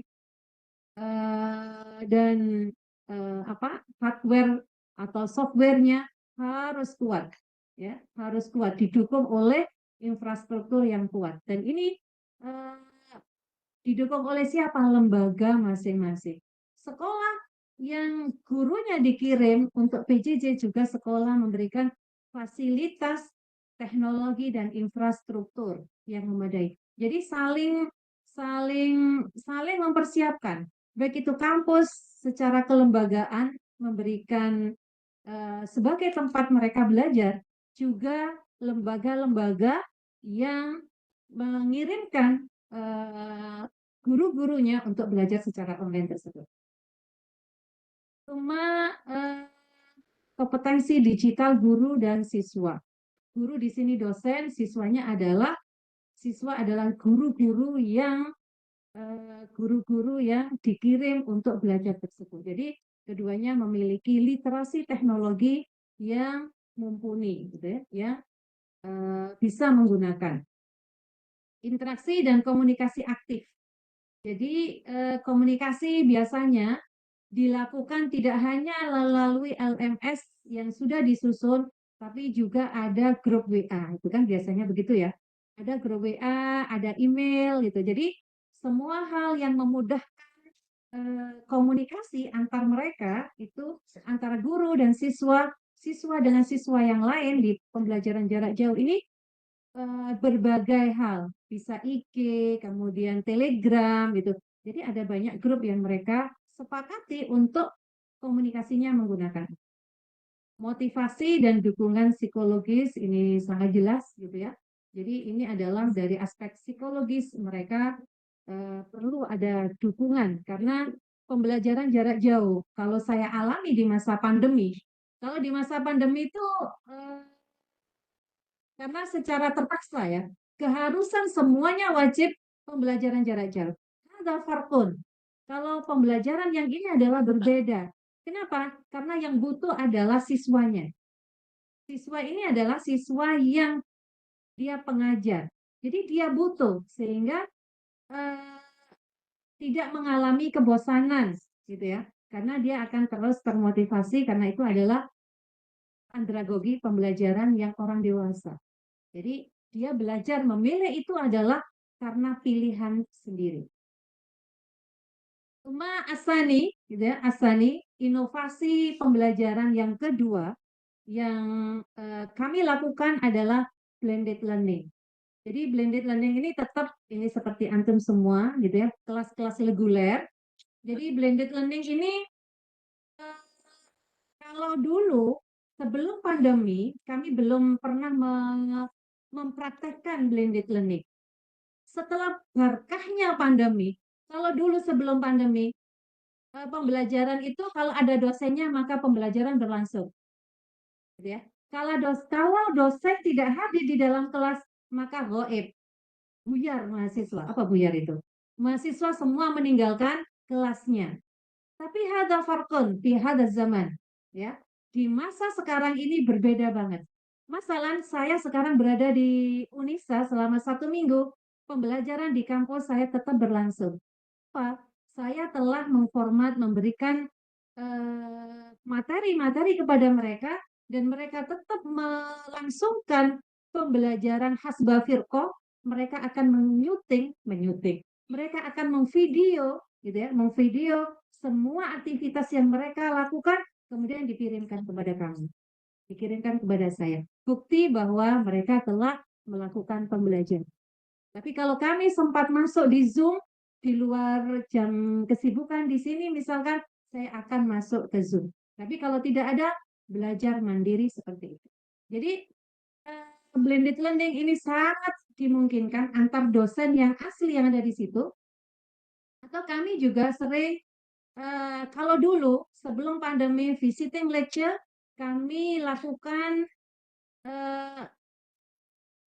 dosen kami atau dosen yang datang ke kami adalah secara offline, datang langsung ke kelas, ke kampus kami, atau kami datang ke kampus lain. Tetapi sekarang sangat efektif, gitu ya. Tidak butuh biaya banyak. Tapi kami buka Zoom, kemudian kami bisa sharing bersama, gitu ya. Misalkan salah satu ustadz di sini, Ustadz Firdaus atau Ustadz Fahmi atau yang lain, nanti bisa sit in di kelas kami secara online. Secara online, jadi mahasiswa kami mendapatkan pengalaman belajar bersama dosen dari UniSZA. Demikian juga mungkin nanti dosen-dosen kami yang ada di sana, yang sesuai dengan mata kuliah yang ada di sini, maka kami juga nanti mohon izin bisa sit in di UniSZA. Jadi antum semua, jadi anak-anak yang ada di sini juga mendapatkan pengalaman dari dosen-dosen atau kolega kami yang ada di UNMA. Kami ada jurusan bahasa dan sastra Arab, juga ada sastra Inggris. Jadi dua-duanya nanti dua program studi ini boleh, ya boleh kami kerjasama gitu ya, boleh kami kerjasama di bidang masuk kelas atau kolaborasi dalam pembelajaran. Selanjutnya yang ketiga adalah flipped classroom. Saya yakin Bapak Ibu juga sudah pernah melakukan ini. Apa sih flipped classroom? Kelas terbalik. kelas terbalik. Kalau dulu gitu ya, masalah kalau pembelajaran maharok kiroah di kelas anak-anak disuruh baca teks, gitu kan? Anak-anak disuruh baca teks. Cuma ba'da dalik anak-anak apa al-mufradas al-ghoribah, misalnya ya. Mufradat ghoribahnya apa? Kita bahas bersama. Kemudian kita suruh menerjemah masalah.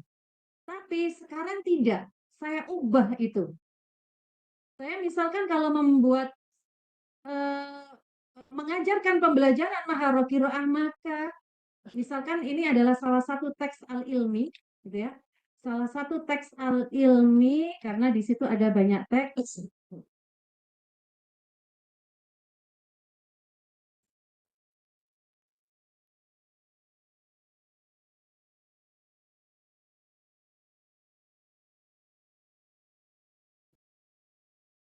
Nah, misalkan salah satu teks al-ilmi dalam satu kelas, gitu ya, dalam satu kelas itu ada karena kalau al-maharat al-lughawiyah dengan anasirul lughah itu kelasnya dibuat kelas kecil.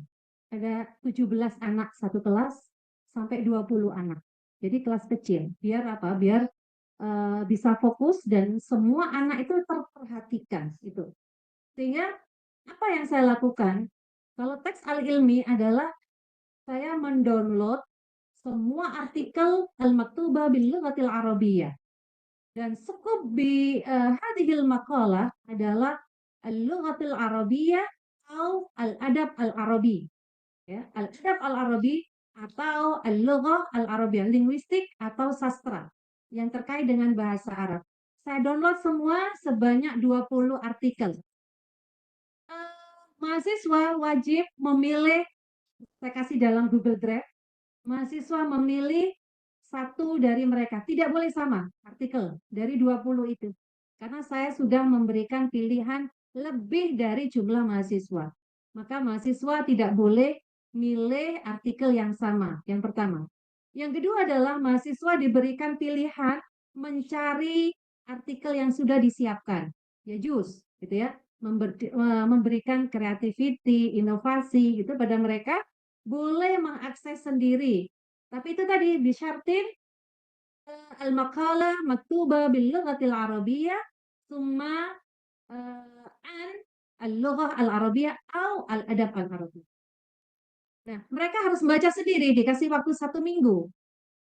Ya, dari 1 minggu itulah ketika mereka membaca, kemudian dia harus membuat khulaso dalam satu mind mapping. Satu lembar saja. Tidak usah berlembar-lembar. Gitu ya. Satu lembar saja. Jadi di dalam kelas dia hanya membawa satu lembar itu wa yashrah. Jadi kullu talibin yashrahu hadhil waraqah. Jadi dia di dalam kelas lah, itulah snippet. Jadi di kelas, di rumah dia sudah baca semuanya, di kelas tinggal mempresentasikan, membahas, kita bertanya, kita jawab. Jadi munaqasyah itu. Jadi seperti ini dan ada banyak ya. Nah, ini jadi saya minta membuat mind mapping saja gitu ya, karena itu anak sekarang itu kan lebih canggih gitu ya. Entah itu menggunakan Canva, entah pakai apa selain Canva. Nah, itu jadi anak-anak sangat bagus dalam mempresentasikan gitu ya. Nah, presentasinya sudah saya bilang bahwa karena ada mahasiswa ini masih semester 2, karena ada mahasiswa yang tamatan sekolah umum la yasi al-lughah al-arabiyyah katsira, la yafhamu al-lughah al-arabiyyah katsira, idzan yajuz mukhtalit bainal arabiyyah wa bahasa. وإذا يعني هم مثلا بعض الطلاب خريج من المعاهد مثلا هم يقدم هذه المقالة هذه الخلاصة يعني مباشرة باللغة العربية كاملة ya ليس اختلاط بين اللغة العربية وبahasa. Nah, ini adalah salah satu produk dari Flippad Classroom. Semua Nuasil al-an yakni PJBL, pembelajaran berbasis proyek. apakah sudah sering dilakukan gitu ya. Kami di sana memang ada kurikulum OBE ya, dituntut selain kurikulum merdeka adalah anak boleh ambil kemana-mana seperti itu dalam 1 semester atau 2 semester, tapi kami juga desain kurikulumnya adalah OBE, outcome based education. Jadi kami sudah melakukan ini sudah lama sebelum pemerintah memutuskan kurikulum OBE. Kami jauh dari itu sudah mempraktekkan. Jadi kurikulum OBE ini adalah sejak awal pertemuan di awal kami sudah merencanakan. Jadi sudah membuat rencana. Pembelajaran nahwu ini endingnya apa? An-nahwu laisa li fahmin nahwi. Lakin an-nahwu huwa wasilah li tanmiyati al-kafa'at al-lughawiyah. Istima'an, kalaman, qira'atan, wa kitabatan. Jadi saya di awal sudah bilang begitu. Jangan hanya nahwu itu kemudian menghafalkan alamatul i'rab. Itu ada 4, rafa, nasab, jar, jazm. Alamatul rafa itu adalah dhamma dan sebagainya, gitu ya. Bukan hafalan itu yang itu memang penting. Kalau dia mampu membaca, jelas dia adalah paham. Kalau yatakallam bil arabiyyah talaqatan wa sahihatan, berarti dia paham an-nahwu. Kalau yaktubul arabiyyah kitabatan sahihah wa nahwiyah wa sarfiyah, berarti dia paham. Tidak harus ditanya teoritis, tapi bagaimana praktek dari ilmu nahwu yang sudah dia pelajari. Itu kalau saya mengajar nahwu begitu. Sehingga apa? Proyek dari ilmu nahwu tersebut adalah cerita. Jadi anak-anak setelah materi 1 atau materi jumlah ismiyah, jumlah fi'liyah, maka dia dikasih kertas Alkitab ya, Alkitab maktubah bil Arabiyyah wa hadil kitab gundul gitu ya. Laisa hunaka syakal ya, laisa hunaka syakal wa lazim ala at-tullab yaqra'una hadzal kitab wahidan fa wahid. Idza kana at-tullab yani yaqra' bi sahihi yani tab'an huwa yafham. Wa kadzalika ahyanan nahnu nas'al gitu ya. Nas'al. Kalau dia salah, maka disitulah kami ada pertanyaan, kenapa dibaca itu? Nah, itu baru teorinya masuk. Kalau dia sudah benar, terkadang juga kami tanya. Itu kenapa sampai baca masuk? Kenapa hadirin? Gitu ya. Bukan hadiroin. Kan tulisannya sama. Ya, antara hadirin dengan hadirain. Kenapa? Karena ini jamak karena sebelumnya adalah ada hum, ada al-ustad masalah. Nah, itulah yang kami praktek. Jadi ada 6 step. Nanti di bawahnya ini ada contohnya. Jadi ada 6 step dalam menentukan. Yang pertama adalah menentukan pertanyaan dasar. Jadi menentukan pertanyaan dasar itu adalah proyek apa? Kalau mata kuliah nahwu, kalau tadi saya bilang bahwa membuat cerita bergambar, maka dari awal anak-anak sudah kita bagi kelompok, nanti ceritanya apa? Jadi, topiknya adalah topik nahwiyah, Tapi dia ceritanya, cerita topik adalah terserah dia. Masalah ar-rihlah, kemudian fil jami'ah, kemudian adhihab ilal masjidi, kemudian as-sihhah masalah. Tapi struktur dalam ceritanya adalah cerita nahwiyah. Strukturnya adalah struktur nahwiyah.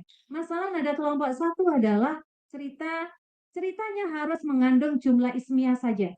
Semua diawali dengan kalimat isim.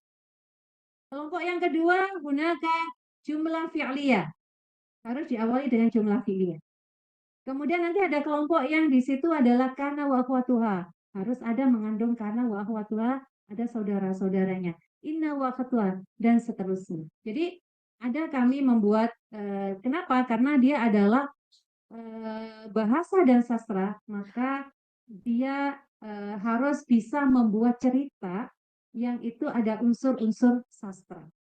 Itu cerita, itu tadi kan unsur sastra ya, kisah itu kan salah satu dari sastra.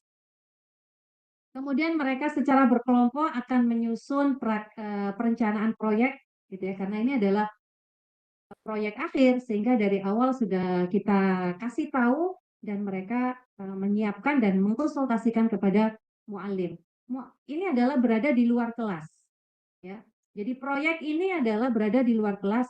Filfasel ngapain? Dosen tetap menjelaskan teori, tetap menjelaskan praktek, menjelaskan praktek. Cuma menyusun jadwal dan pembagian tugas mereka secara berkelompok itu, kemudian pelaksanaan dan monitoring proyek setelah mereka menyusun, terus review gitu ya. Kami dosen memberikan feedback, oh ini salah, ini begini, ini. Nah itu ada coret-coretan. Waktu itu saya meminta setiap kali coretan yang dari saya harus difoto. Karena kalau kelompok nggak ada fotonya, oh berarti dia lepas nih dari konsultasi. Nah, saya bilang gitu. Jadi harus ada. Penilaian proses dan produk itu tadi ya, kita berkali-kali gitu, tidak sekali kemudian langsung jadi, tidak lah, tetapi ada terus kita komunikasi, jadi review gitu ya, review produk sebelum itu jadi fix gitu ya ceritanya. Refleksi dan presentasi hasil. Ada beberapa, jadi ini bukan hanya karya di kelas kami, tapi karya di kelas dosen-dosen kami, gitu ya. Ini ada banyak. Ini akan saya bukakan linknya. Kalau adik-adik semua atau Bapak Ibu ingin membaca itu bisa. Ini dari Humaniora ya, humaniora.uin Malang. Ini semua adalah kuliah berbasis proyek. Satu, Manakib Nusantara ini adalah mata kuliah filologi, manuskrip. Jadi mahasiswa kami berasal dari berbagai daerah di Indonesia. Pasti di kampungnya masing-masing diminta untuk mencari manuskrip ulama-ulama yang ada di daerahnya masing-masing. Dan itu manuskrip amatan bil lughatil arabiyyah atau maktubah bi alkitabah jawiyah. Kalau di bahasa di Indonesia namanya pegon, Arab pegon, gitu ya. Amma pegon itu pegon Jawi atau pegon Maduri atau pegon Sundawi, gitu ya, yang dari berbagai asal daerah. Kemudian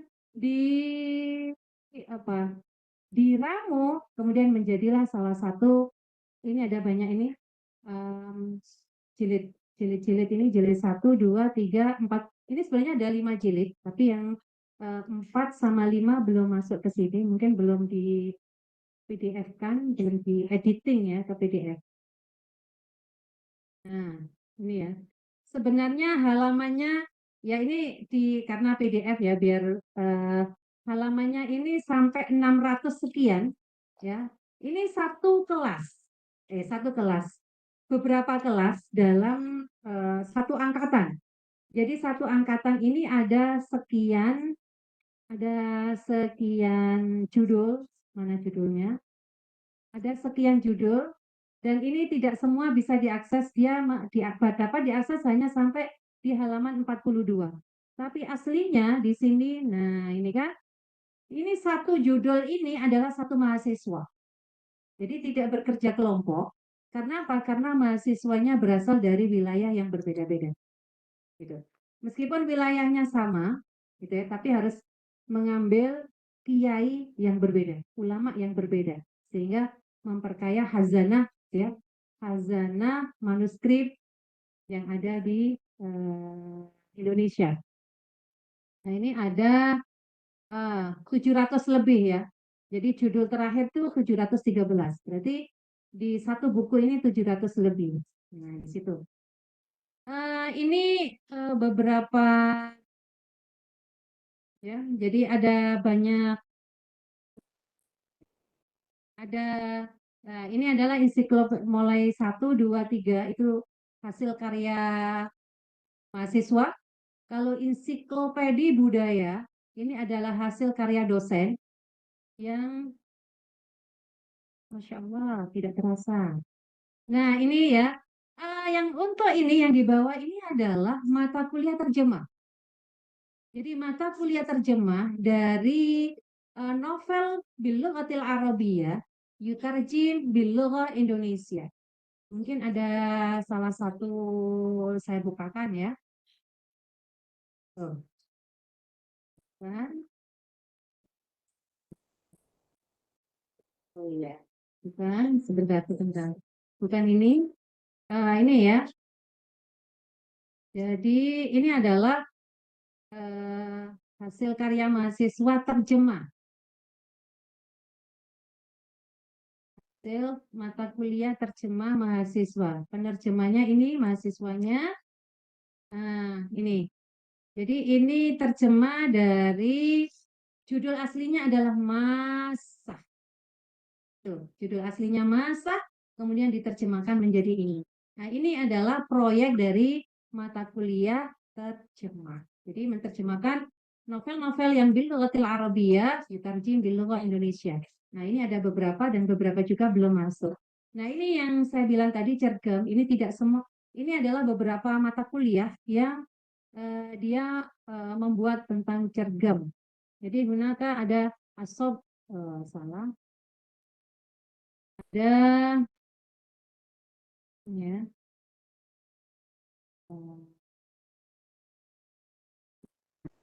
Nah, ini ya. Jadi cergam ini adalah cerita bergambar dan cerita pendek. Ini adalah diperuntukkan untuk nanti belajar anak-anak. Jadi dibuat oleh anak-anak, dibuat oleh mahasiswa kita.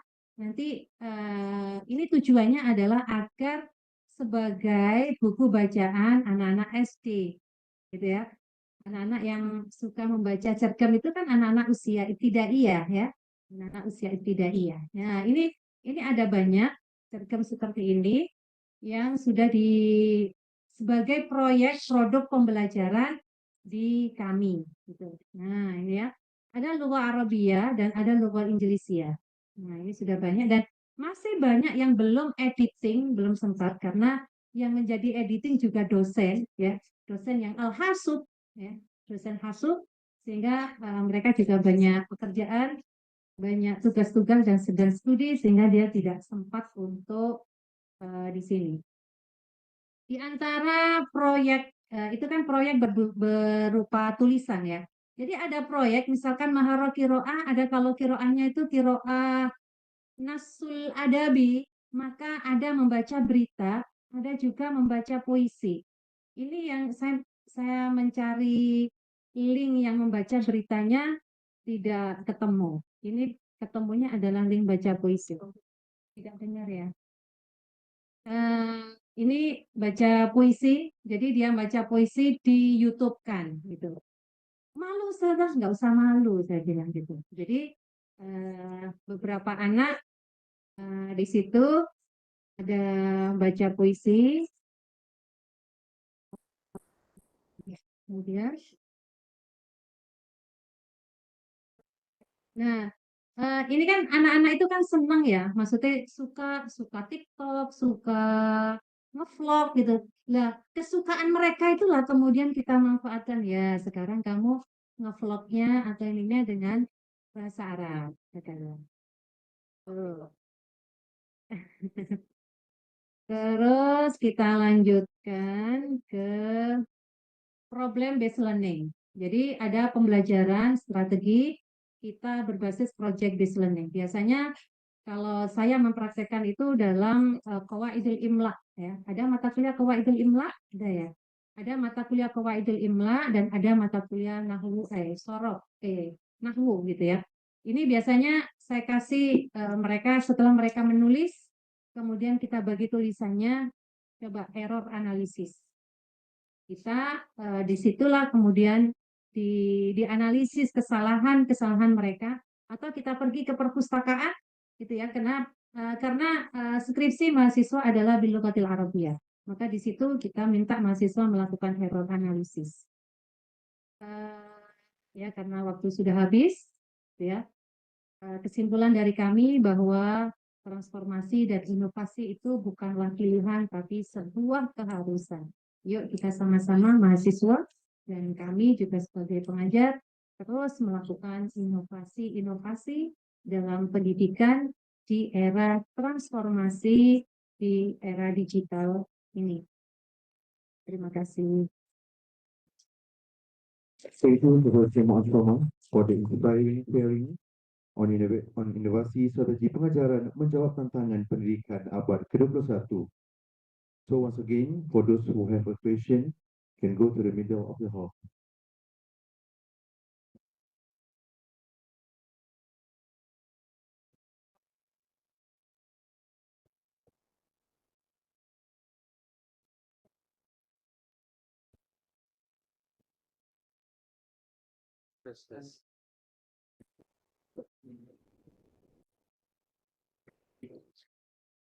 Assalamualaikum Prof. Selamat pagi. Waalaikumsalam. Ya, saya tidak bertanya banyak bahasa Arab, soalnya saya nggak ngerti. Iya, Saya tidak ngerti.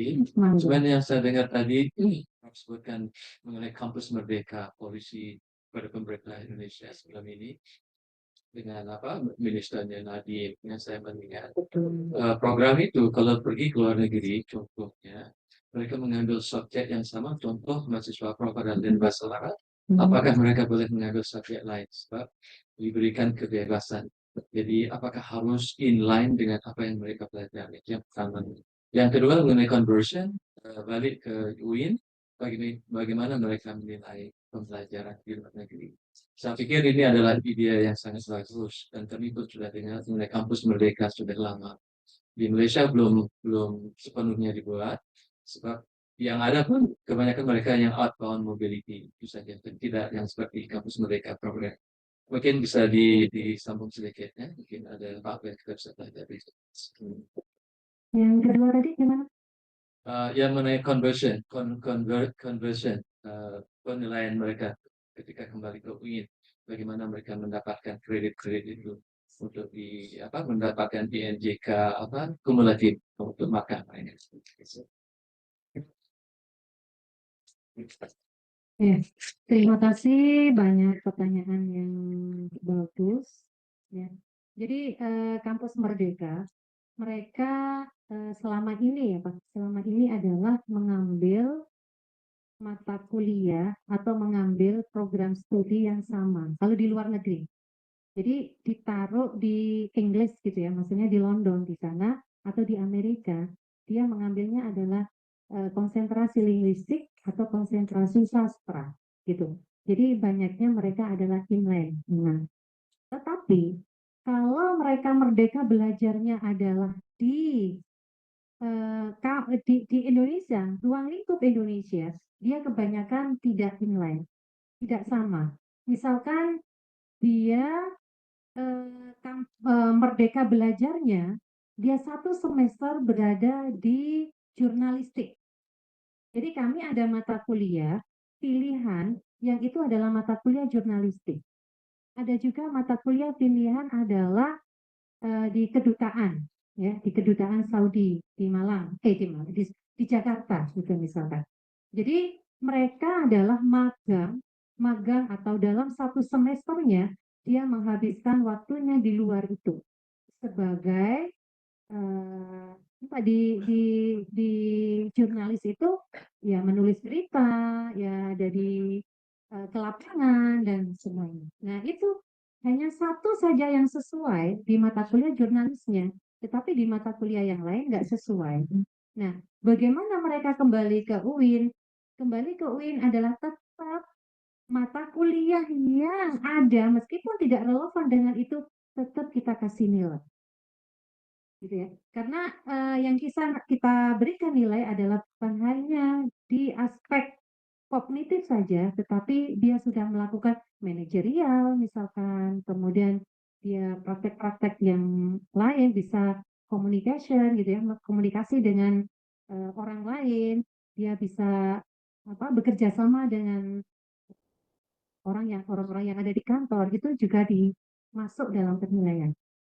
Ada banyak konflik, iya, banyak sekali penolakan dari dosen-dosen sendiri, gitu ya. Loh, ini lo nggak bisa di merdeka di pelajaran yang mereka ampu di sana tidak sesuai dengan mata kuliah yang saya ampu. Kenapa dia harus saya beri nilai? Ada dosen-dosen yang menolak, itu ada Pak. Tetapi Kalau dosen yang menolak semacam itu langsung ditangani oleh dekan.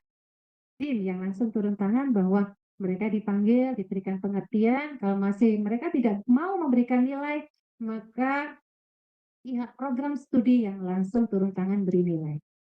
Begitu. Jadi agar program ini tetap berjalan, memang ada pro dan ada kontra.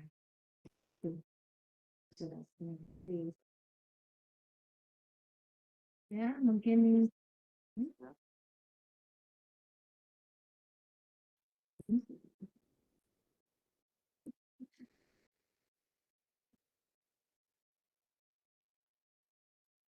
Assalamualaikum warahmatullahi wabarakatuh. Waalaikumsalam warahmatullahi wabarakatuh. جزاكم الله خيرا على ما قدمتم لنا فيما يتعلق بالتعليم والتدريس في القرن الحادي والعشرين. كما نعرف نحن يعني يوجد يعني تطور، ونحن هذه الأدوات الإلكترونية نحن نستخدمها دائما يعني في التدريس والتعليم. وكما يعني ذكر الله الأشياء يعني وقال يعني والخيل والبغال والحمير لتركبوها وزينة ويخلق ما لا تعلمون. لا ندري يعني من أين نجد أنفسنا يعني في المستقبل. ولكن كل هذه الأشياء يعني لابد أن فيها يعني مشاكل ليس منها بد. مثلا فسؤالي هنا يعني ما هي أفضل طريقة لتقييم الطلاب يعني في التعليم عن بعد، وما هي المشاكل التي تواجهونها يعني في تقييم الطلاب في التعليم عن بعد؟ يعني هذه يعني هذا سؤالي. جزاكم الله خيرا. السلام عليكم. أيوة، شكرا جزيلا على هذا السؤال. Ini taslim ambuadin. Jadi ada tadi ditanyakan tentang pembelajaran jarak jauh, gitu ya. Jadi memang pembelajaran jarak jauh ini satu adalah lebih efektif dan efisien, ya. Efisiennya adalah mereka tidak harus pergi ke tempat mereka belajar, gitu ya. Dan mereka tidak harus ngontrak di sini, gitu. Tidak harus membutuhkan biaya banyak untuk tinggal di sebuah perguruan tinggi di mana mereka belajar. Tetapi dengan diberikan alternatif pembelajaran jarak jauh, ini adalah mereka bisa belajar, bisa menempuh pendidikan. Mayoritas, gitu ya, itu sudah ada di Indonesia itu banyak, gitu ya. Ada universitas terbuka, kemudian ada University Cyber Learning.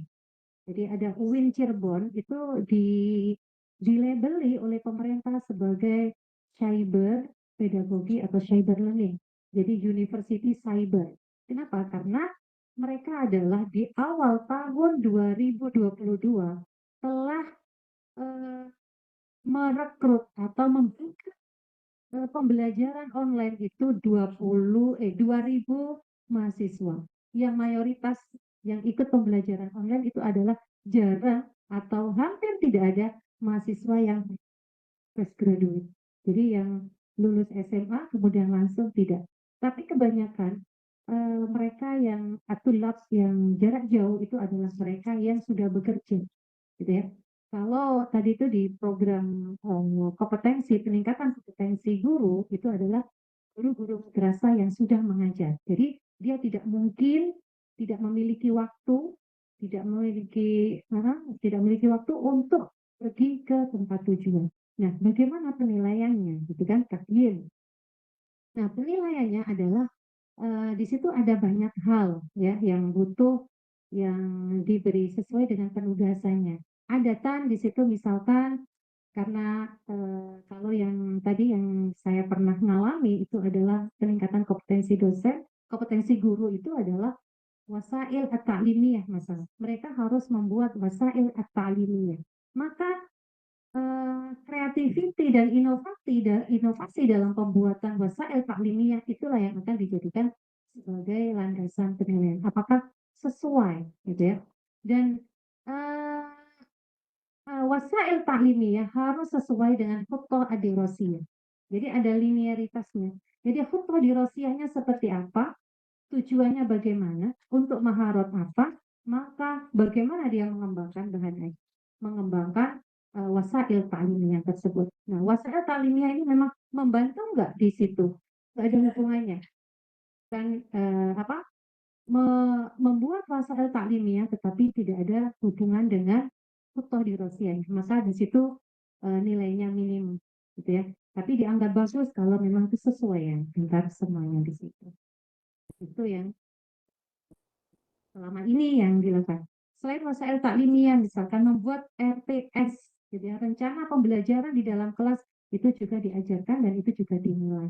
Apakah rencana pembelajarannya monoton itu bisa dilihat. Ada nggak creativity, ada nggak mengandung critical thinking, gitu ya. Ada nggak dengan menggunakan literasi teknologi yang ada di sana nuntut siswa dan gurunya beradaptasi terhadap teknologi tidak yang ada di Kuto Adilasya. Jadi ada banyak proses penilaiannya, diantaranya juga nanti ada kelompok presentasi, gitu ya. Jadi tugas-tugas itu adalah sudah disiapkan tempatnya di LMS, gitu. Ada e-learning, ada Google Classroom. Jadi ada tempat-tempat untuk store atau untuk menyerahkan, menyampaikan tugas masing-masing, entah itu tugas ada yang tugasnya itu berupa video, gitu ya, video penjelasan materi gitu ya, itu biasa di share gitu ya, di LMS. Ada tugas yang berupa PPT, ada tugas video wasail tadrisia dan sebagainya. Jadi pembelajaran jarak jauh tetap efektif ya dan efisien bagi mereka yang kedua-duanya ini memang saling membutuhkan. Gitu ya. Kalau kalau saya dan mungkin anak-anak yang lain ini lebih nyaman, lebih enjoy dengan pembelajaran blended ya. Ketemu teman itu adalah sebuah motivasi. Kalau tadi yang jarak jauh kan mandiri, sendiri gitu ya. Kan kita suka ada gerumbul kelompok-kelompok itu kan kita suka ya. Kenapa? Karena lughah itu adalah komunikasi. Kalau ada tanpa ada teman, apa? Natasil ma'ah al astiqo gitu ya. Ma'ah ya ini ma'al mu'alim al astiqo. Nah itu kalau anak-anak yang fresh graduate seperti ini itu semuanya hampir memilih yang blended tidak unbonded. Okay, so I think that is the last question for the session. Once again, thank you, Professor Muasomah, for the inspiring sharing on inovasi strategi pengajaran menjawab tantangan pendidikan abad ke-21. Sebelum saya tutup, izinkan membaca satu pantun, boleh ya? Iya, bisa, Disha. Terbang ke negeri seberang, tak lupa singgah ke Terengganu, Malaysia. Bilang cakep dong. Saya ulangi. Terbang ke negeri seberang, Cakep, singgah ke Terengganu, Malaysia. cakep, Di UniSZA kita bertukar wacana. cakep. Semoga menjadi cahaya bagi putra bangsa dan Nusantara. Cakep. Ini cukup kan? Ini taufiq wal hidayah, Assalamualaikum warahmatullahi wabarakatuh.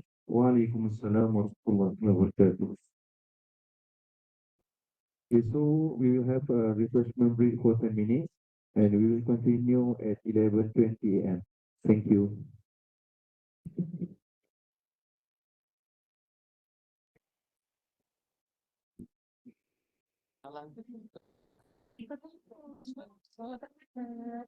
Biasanya saya dari Bali. Sebab kemarin Dari Bali. pas ada satu sini. Mana sebenarnya Kita belum di sini udah kita jadi belum pulang ke Malang. Jelas. Surabaya.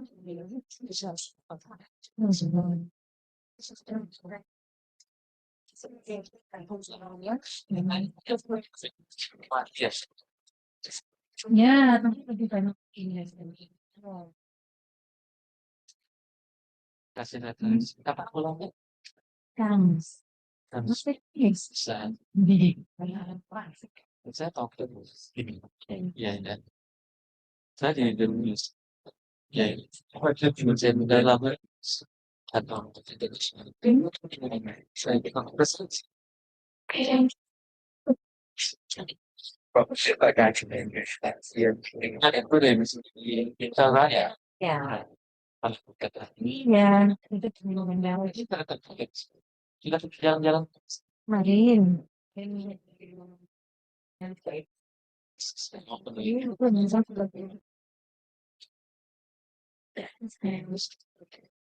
Sayang.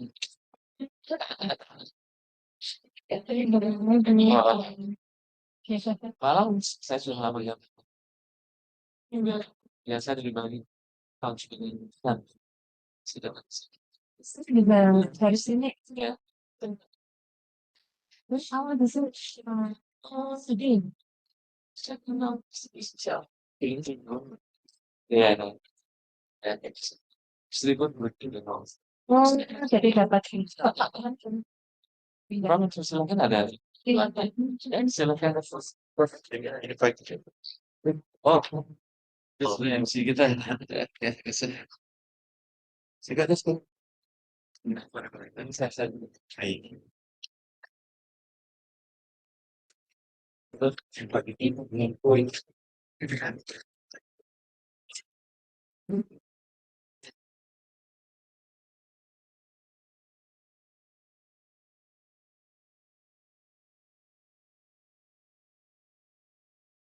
Kak Zila nak ikut Kak Zura.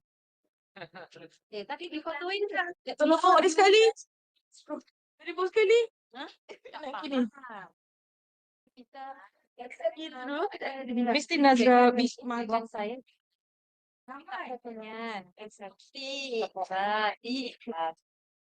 Nanti ada yang kamera dia kan.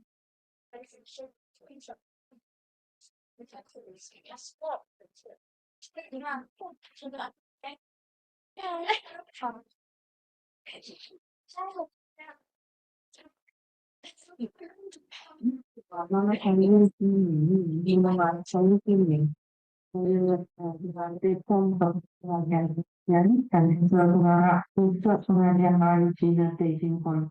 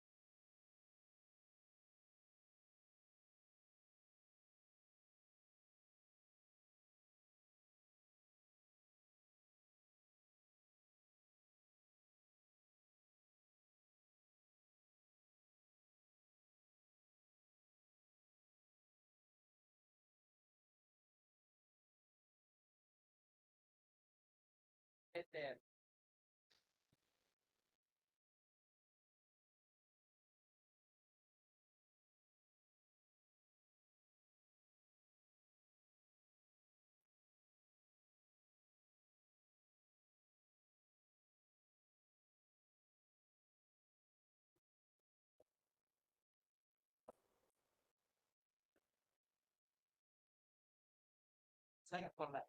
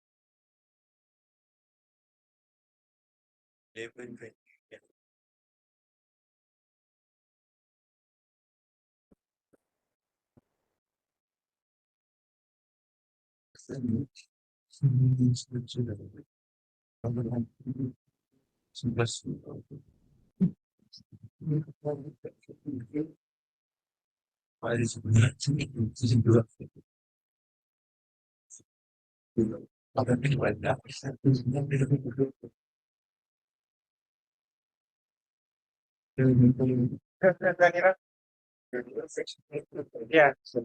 It's outside. So outside, right here.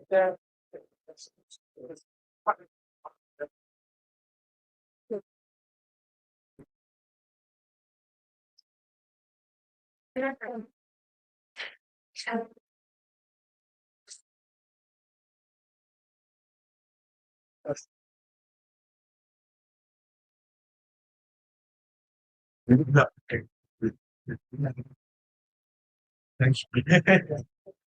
Thank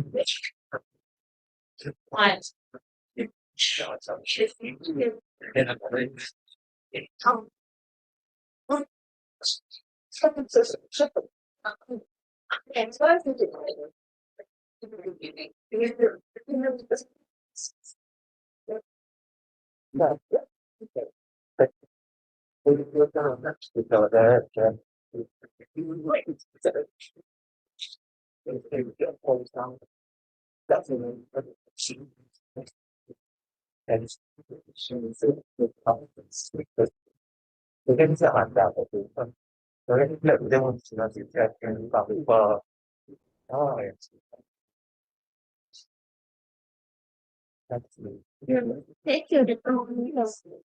You last.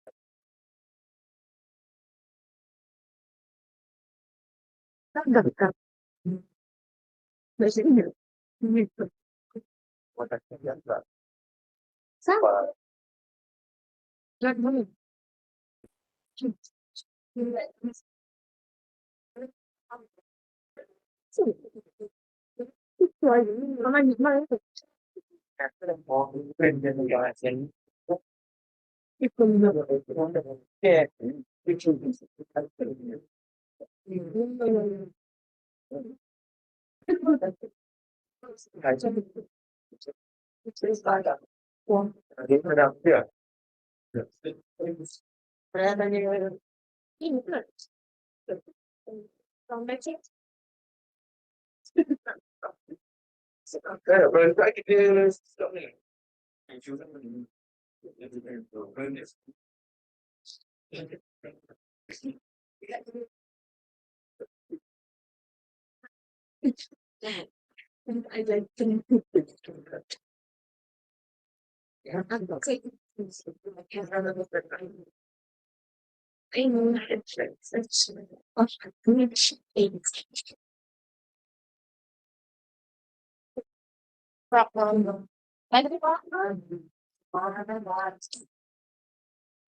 Assalamualaikum, ladies and gentlemen. We now come to our final academic lecture for AReIS 2025. We are delighted to have with us Professor Dr. Su Ying Ying. But before that, allow me to briefly introduce Professor Dr. Su Ying Ying. So, Professor Dr. Su Ying Ying is a distinguished scholar and Dean of the School of Asian Studies at Beijing Foreign Studies University, PFSU, China. Plays a pivotal role in promoting educational and cultural exchanges between China and Malaysia, enhancing mutual understanding through language and cultural studies. As a recipient of the International Malay Language Education Contribution Award, Professor Su is recognized for her outstanding efforts in advancing Malay language education in China. With over 2 decades of experience in teaching and research, Professor Su has contributed significantly to strengthening China-Malaysia relations through academic collaboration and cultural diplomacy. Her work highlights the importance of language as a bridge for fostering deeper connections between countries and communities. Under her leadership, BFSU has actively expanded its Malay study program, a flagship initiative in supporting bilateral cooperation. At AReIS 2025, Professor Su will deliver a keynote on highlighting the educational and cultural relations between China and Malaysia. Her insights will shed light on the evolving ties between the two nations, emphasizing educational initiatives and cultural diplomacy as key drivers of this enduring partnership. Her address is poised to inspire continued collaboration and innovation in language and cultural studies. Now, let us watch the recorded lecture by Professor Dr. Su Ying.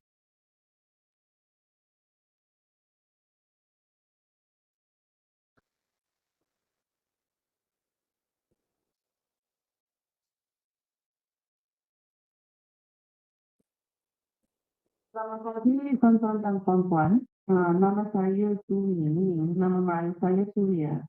Saya dilatihkan Fakulti Pengajian ASEAN dan juga pengarah Pusat Pengajian Melayu Cina Beijing Foreign Studies University.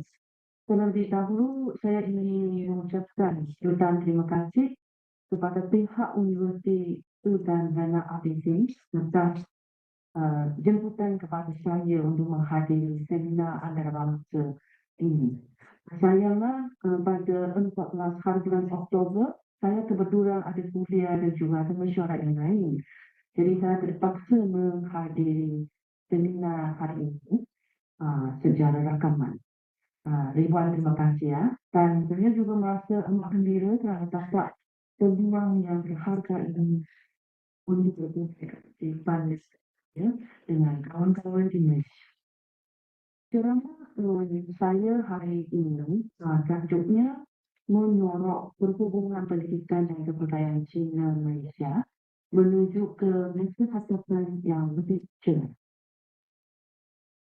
Isi kandungan ini bermaksud 5 bahagian. Yang pertama, saya akan mengadakan peninjauan kembali sedikit banyak tentang perhubungan China dan Malaysia.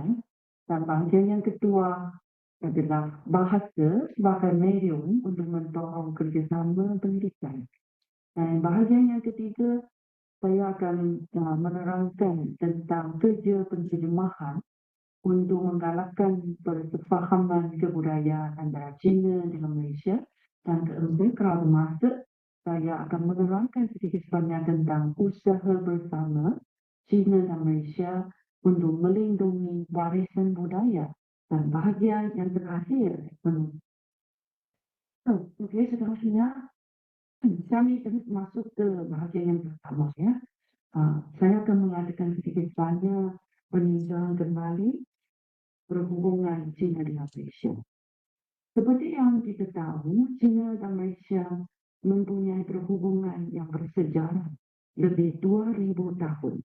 Perhubungan dan komunikasi antara rakyat di kedua-dua negara telah terwujud sejak dinasti Han di negara China, iaitu awal tahun Masehi. Pada zaman moden, iaitu pada 31 Mei tahun 1974,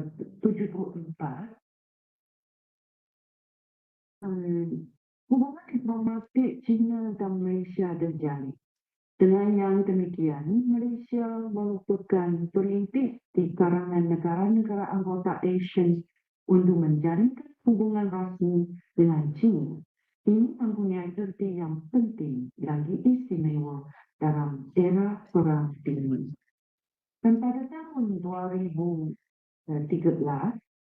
Presiden China Xi Jinping mengadakan lawatan rasmi ke Malaysia dan kedua-dua kerajaan membuat keputusan untuk mengangkat perhubungan dua hala ke peringkat perkongsian strategi komprehensif. Pada tahun yang sama, inisiatif jalur dan laluan Belt and Road telah dilakukan dan pelbagai program yang berkaitannya mula dijalankan dan banyak negara terlibat termasuk Malaysia. Lawatan Presiden Xi Jinping ke Malaysia pada tahun 2013 ini sebenarnya merupakan lawatan beliau ke Malaysia kali yang pertama. Selepas beliau memegang jawatan sebagai Presiden China, ini boleh dikatakan lawatan rasmi amat berarti. Dan sampai tahun yang lalu, iaitu tahun 2024, Indonesia merayakan ulang tahun ke-50 hubungan diplomatik, iaitu Jubilee Emas. Jadi pada tahun yang lalu, Li Keqiang mengadakan lawatan rasmi ke Malaysia pada bulan Jun dan sampai tahun yang lalu selama 6 bulan.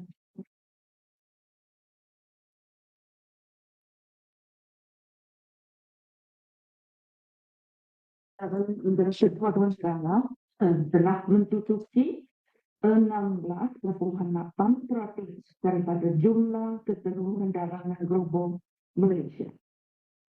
Ini boleh dikatakan kerjasama antara China dan Malaysia dalam bidang ekonomi telah mencapai kejayaan yang amat membanggakan.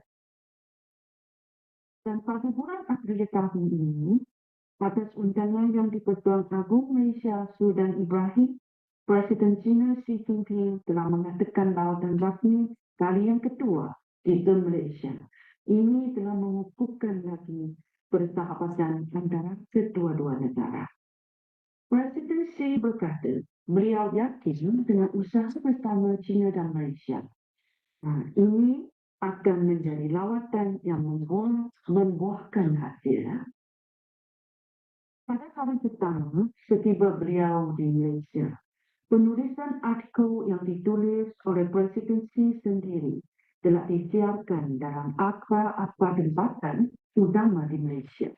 Artikel ini telah ditulis dalam 3 bahasa, iaitu bahasa Cina, bahasa Melayu, dan bahasa Inggeris, yang bertajuk Layakkan Kapal Persahabatan China-Malaysia menuju ke masa hadapan yang lebih cerah.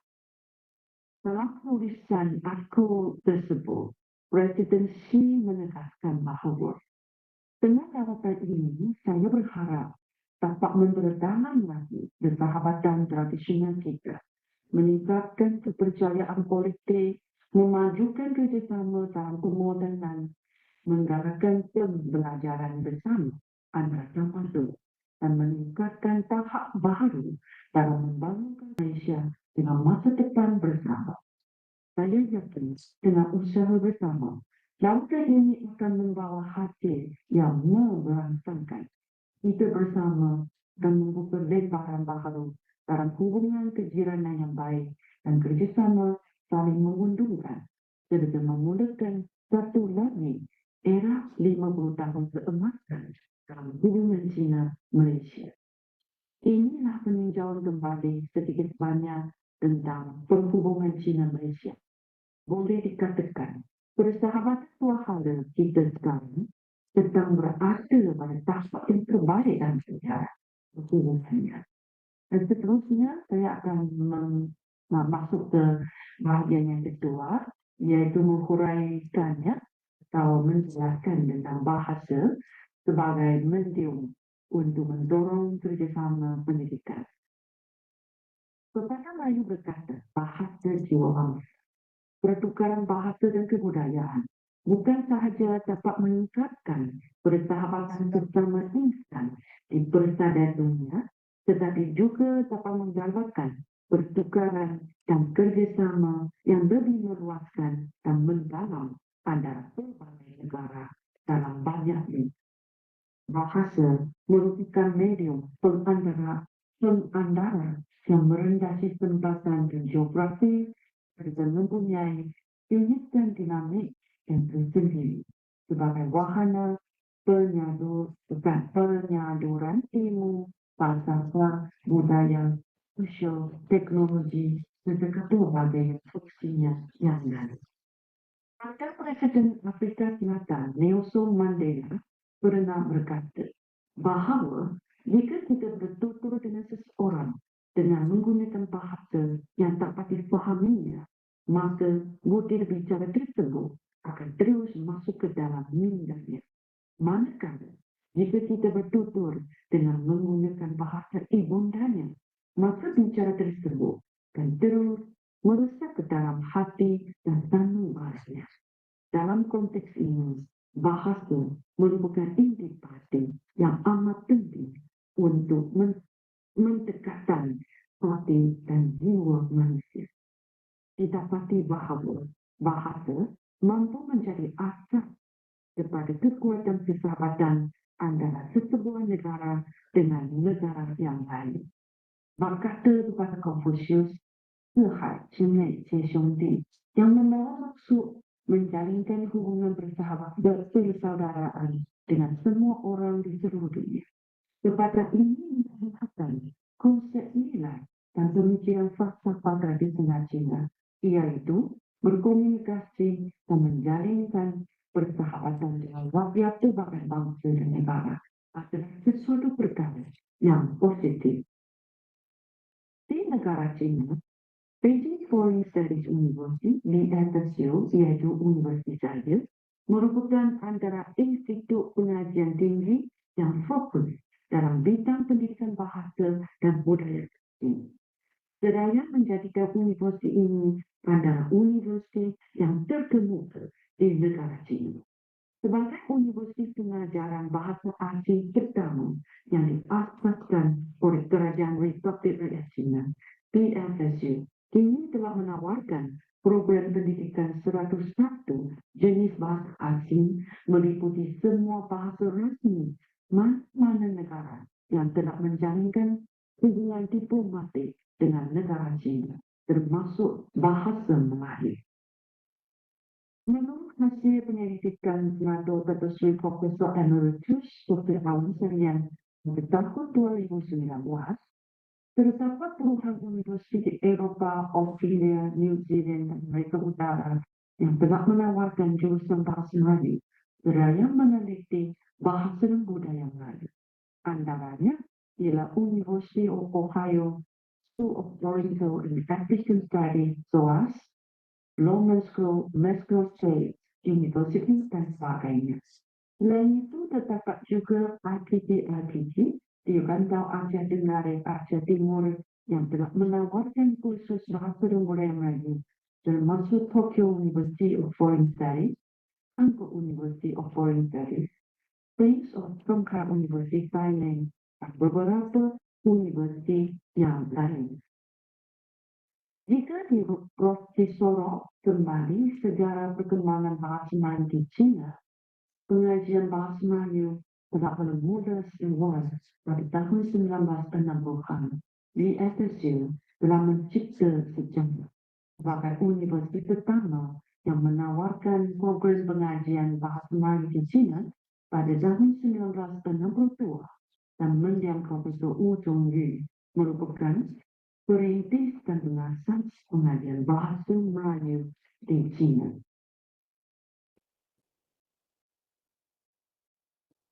Jasa beliau dalam mengembangkan pengajian bahasa dan budaya Melayu di China tetap tercatat dalam sejarah pengembangan bahasa Melayu.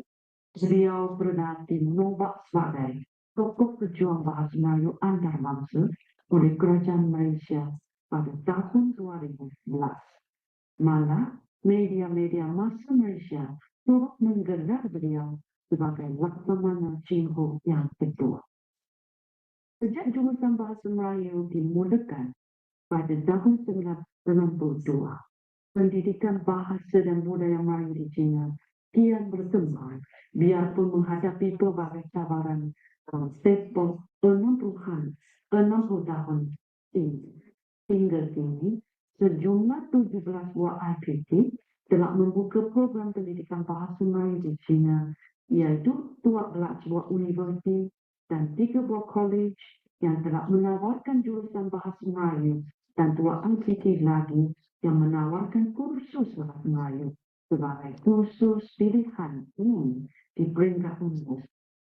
Hal ini sekaligus memperlihatkan bahasa Melayu terus mendapat tempat di hati penutur jati bahasa Cina. Selain program pendidikan bahasa Melayu, juga terdapat beberapa perkara yang amat bererti dalam sejarah perhubungan pendidikan China dan Malaysia. Yang pertama, pada tahun 1997, Pusat Pengajian Bahasa Melayu telah ditubuhkan di BSU. Ini sebenarnya Pusat Pengajian Bahasa Melayu di seluruh negara China yang pertama. Dan majlis ini dirasmikan bersama oleh Menteri Pendidikan China dan Malaysia. Menteri Pendidikan Malaysia pada waktu itu ialah Datuk Najib. Dan sampai tahun 2005, pusat ini telah dinaik tarafnya kepada Pusat Pengajian Melayu China. Ini juga merupakan Pusat Pengajian Melayu China yang pertama, yang paling awal di negara China. Dan pada tahun 2019, Jawatan Kuasa Penggerak Pengajian Melayu IPT China, JPPN, telah ditubuhkan dan sekretariat ditetapkan di BSSU. Kami menubuhkan jawatan kuasa ini dengan tujuan untuk menggalakkan kerjasama usaha sama antara semua ahli tenaga, ahli pengajar di IPT China yang terlibat dalam bidang pendidikan program bahasa dan budaya Melayu di sini. Kami sering berbincang tentang silibus pendidikan atau bekerjasama untuk menyusun buku teks atau bekerjasama untuk membuka program kursus yang baru atau dalam bidang komunikasi antarabangsa dan lain-lain. Dan pada September tahun ini, iaitu bulan yang lalu, Pusat Pengajian Melayu GPUSS.UM telah didirikan di Guangdong University of Foreign Studies. Ini merupakan Pusat Pengajian Melayu di China yang kedua.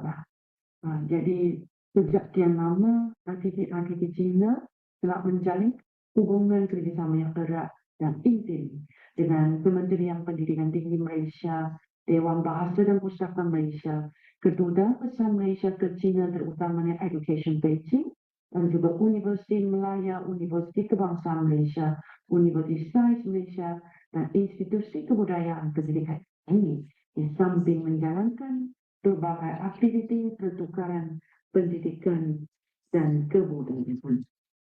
Dan pada tahun yang lalu, iaitu September, satu perkara yang amat penting yang berlaku di China, yang di-Pertuan Agong Malaysia Duli Yang Maha Mulia Sultan Ibrahim telah berkenan menamakan kursi pengajian Melayu yang berpusat di BSSU dengan mencemar Duli meletakkan nama Seri Paduka Baginda sendiri, iaitu kursi pengajian Melayu Sultan Ibrahim. Dan yang di-Pertuan Agong Malaysia Sultan Ibrahim telah mengatakan kunjungan hormat lawatan negara ke China atas jemputan Presiden Xi Jinping dari 19 hingga 22 September 2024. Penamaan kursi pengajian Melayu Sultan Ibrahim merupakan satu penghormatan pihak kerajaan Malaysia kepada usaha BFSU bersama 16 IPT Cina yang lain dalam mengembangkan dan memartabatkan bahasa Melayu di seluruh China. Peristiwa ini juga telah melakar sejarah baharu dalam meraihkan sambutan Jubli Emas ulang tahun ke-50 hubungan diplomatik Malaysia dan China yang telah termeterai pada 31 Mei tahun 1974. Kursi akademik di bawah Kementerian Pendidikan Tinggi KPT telah ditubuhkan pada tahun 2007 di BFSU. Penamaan kursi pengajian Melayu Sultan Ibrahim ini bertepatan dengan keakraban hubungan persahabatan Malaysia dan China yang telah terjalin sejak zaman kuno. Kedua pengarah pendidikan tinggi Datuk Prof. Dr. Adrinda Azman yang mewakili Menteri Pendidikan Tinggi Datuk Seri Dr. Zamri Abdul Kadir telah hadir ke majlis yang berkaitan yang di Beijing itu. Beliau berkata, kursi pengajian Melayu Sultan Ibrahim merupakan satu manifestasi yang menerjemahkan sokongan institusi Raja-Raja Melayu kepada usaha pengantarabangsaaan bahasa Melayu di persada dunia. Selain itu, penubuhan kursi ini juga diperlihatkan sebagai penanda aras bertaraf global bagi kualiti program pengajian Melayu di China.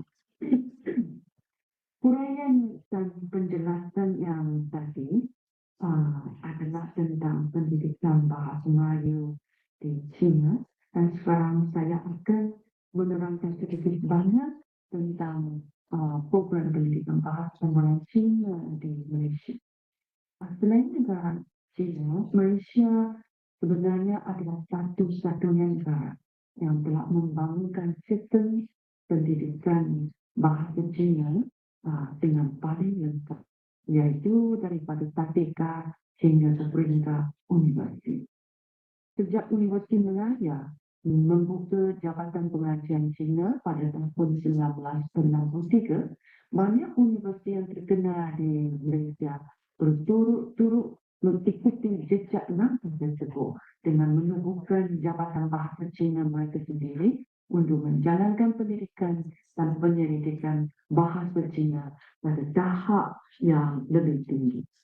Penubuhan dan perkembangan jabatan-jabatan tersebut memainkan peranan yang signifikan dalam penyebaran budaya Cina dalam kalangan etnik utama tempatan, di samping menggalakkan perkembangan pengajian mengenai teknologi di negara ini.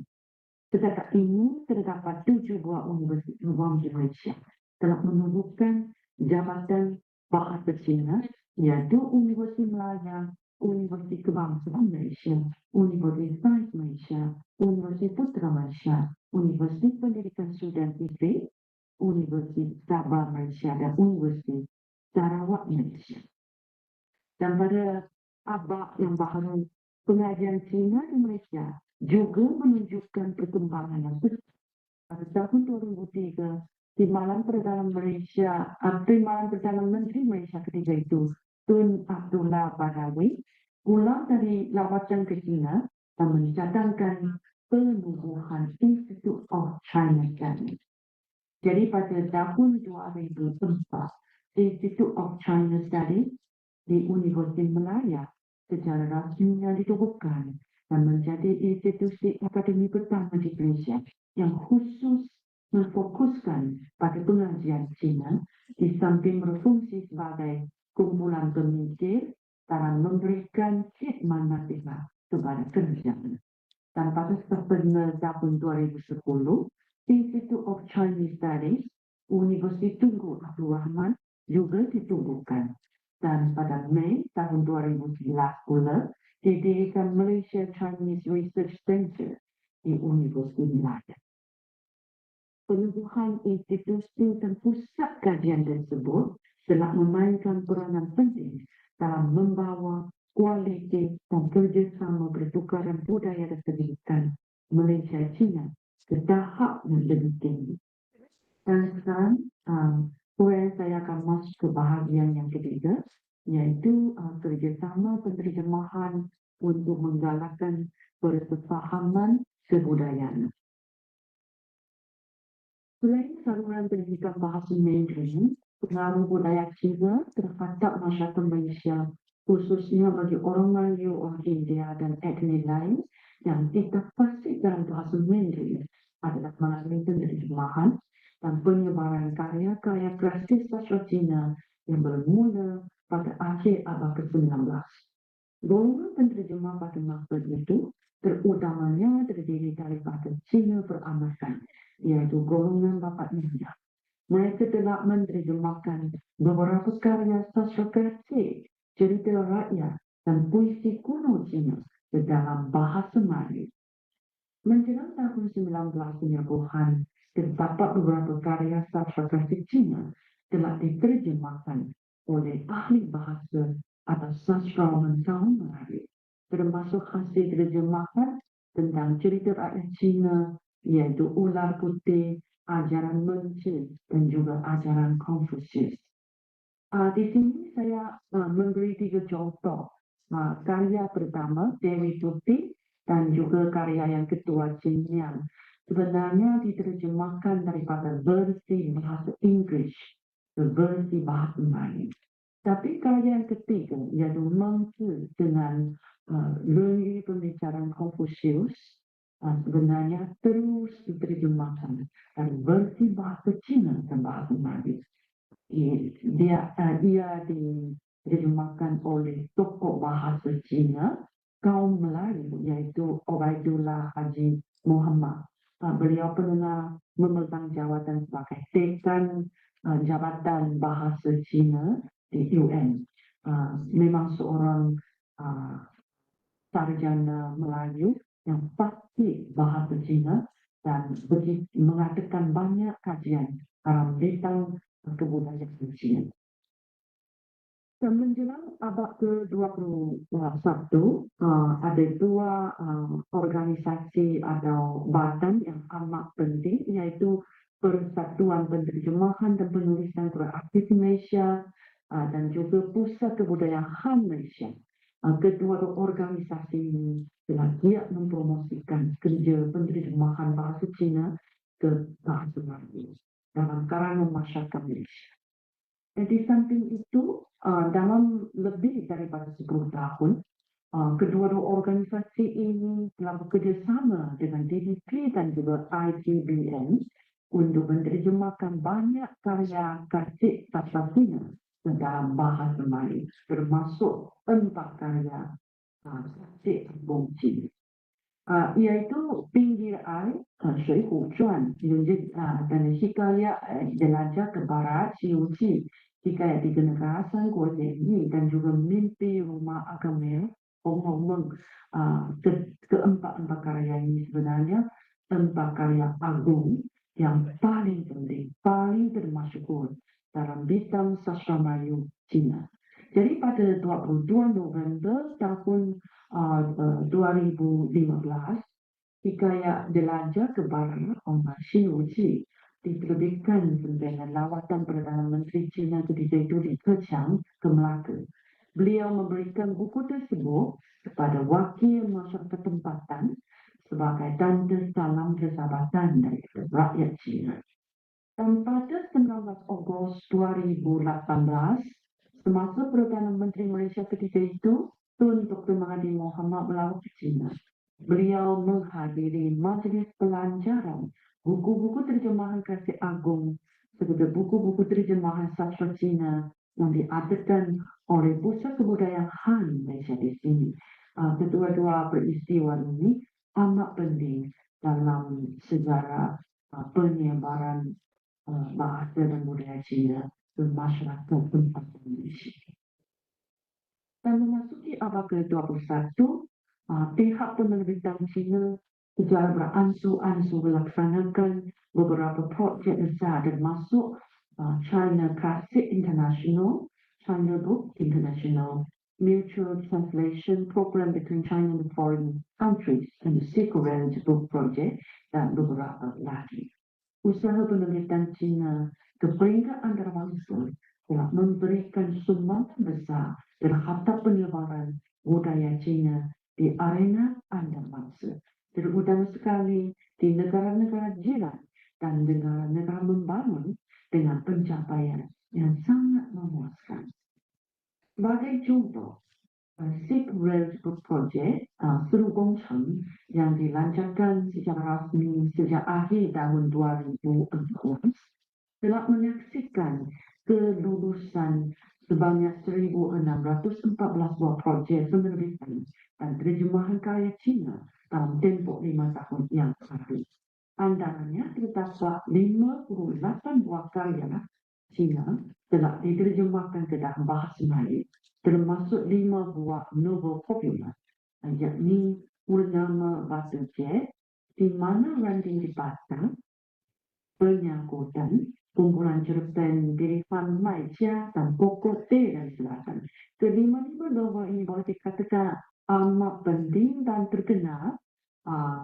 Hampir setiap orang tahulah di masyarakat Cina. Jadi saya berasa gembira kerana sudah diterjemahkan dengan mutu yang tinggi, yang amat berkualiti ke dalam bahasa Melayu. Jadi disebarkan di masyarakat Malaysia. Dan satu perkara yang amat penting, boleh dikatakan paling penting dalam bidang penterjemahan, iaitu pada 21 September tahun 2021, Majlis Pelancaran Buku Xi Jinping Takbir Urus Cina pertama dianjurkan di Pusat Convention Kuala Lumpur, JLCC Malaysia, Tan Sri AReIS2025 Harun yang di-Ketua Dewan Rakyat menghadiri acara tersebut dan memberi ucapan. Shirley, Timbalan Ketua Jabatan Publicity Jabatan Kuasa Pusat Parti Komunis Cina, berangkat menteri misi tercapai penerangan Dewan Negara Republik Rakyat Cina dan Tu Zhangyan selaku Presiden China International Publishing Group turut menyampaikan ucapan melalui wakalan radio. Dan selain itu, Orang Licin Duta Besar China ke Malaysia, Senador Datuk Seri Profesor Emeritus Dr. Awan Salian, pengerusi lembaga pengelola diri itu, dan sekitar 150 orang individu dari berbagai pihak, termasuk pemimpin politik, wakil organisasi masyarakat, media massa, wakil kumpulan pemikir, dan sebagainya, turut menghadiri majlis ini. Inilah yang amat berhormat Tan Sri AReIS2025 Harun yang kedua Dewan Rakyat Indonesia, dan ini yang izin Duta Besar China ke Malaysia. Dan buku ini diterjemahkan dan diterbitkan secara kerjasama oleh Foreign Language Press, iaitu Badan Penerbit ASIO dan Dewan Bahasa dan Pustaka Malaysia. Dan peserta dari pihak Malaysia menyatakan bahawa penerbitan buku ini akan membantu lebih ramai pembaca Melayu di Malaysia memahami dengan lebih mendalam mengenai dasar pandangan Presiden Xi Jinping dalam mentadbir negara dan mencapai kemakmuran negara. Buku ini diterjemahkan dan diterbitkan secara bersama oleh LSP dan Dewan Bahasa dan Pustaka.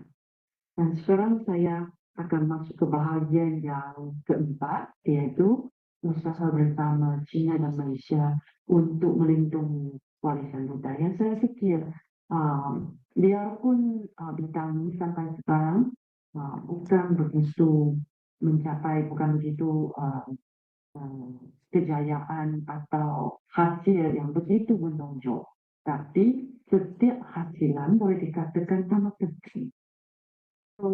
Pada tahun belakangan ini, China dan Malaysia telah menjalankan berbagai kerjasama dalam bidang perlindungan warisan kebudayaan kita negara. Kerjasama ini bukan sahaja mempromosikan pemeliharaan dan pewarisan khazanah budaya kedua-dua negara, malah memperdalam pertukaran budaya, serta hubungan antar pihak.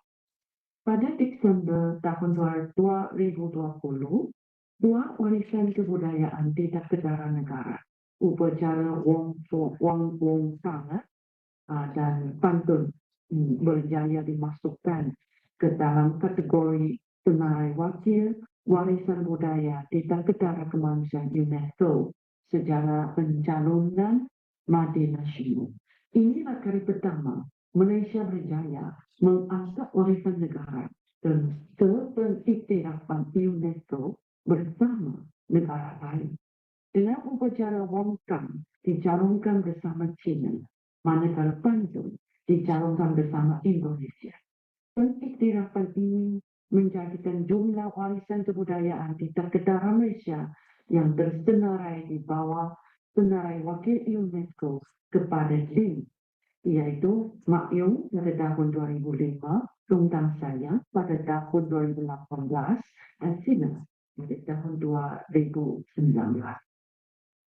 Dan pada Jun tahun yang lalu, Malaysia dan China telah memeterai perjanjian bagi pencalonan bersama dari China dalam perwakilan UNESCO bagi warisan budaya tidak kedara kemanusiaan. Menurut Kementerian Pelancongan Seni dan Kebudayaan Malaysia, perjanjian transformative itu dicapai kedua-dua negara menerusi memorandum persefahaman kerjasama dalam bidang pelancongan dan perjanjian program eksekutif pertukaran kebudayaan 2024 hingga 2029 yang ditandatangani dengan lawatan rasmi Perdana Menteri China Lin Chang ke Malaysia.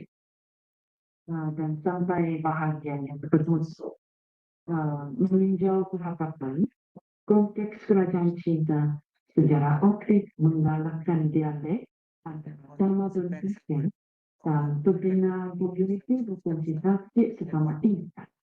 China dan Malaysia akan terus menjadi negara yang saling menghormati dan melakukan pembangunan bersama yang sejati. Pertukaran dan kerjasama kesehatan dan kebudayaan antara kedua negara ini pasti akan membuahkan hasil yang kian lumayan dan membuka lembaran baru yang lebih mudah. Diharapkan semua pihak yang terlibat akan terus memainkan peranan sebagai jambatan penghubung antara China dan Malaysia dan serta kesinambungan sejak zaman bahari dan zaman bahari. Jadi pada akhir, sebelum saya mengakhiri ucapan ceramah saya pada hari ini, saya akan menyampaikan seekor contohnya. Bunga anggrek di tepi pantai, ceria hiasan, indahnya rupa. China Malaysia, cemerlang budaya, persahabatan erat tetap terjaga. Saya yakin bahawa persahabatan China dengan Malaysia dalam berbagai bidang akan berkembang menuju masa hadapan yang lebih ceria.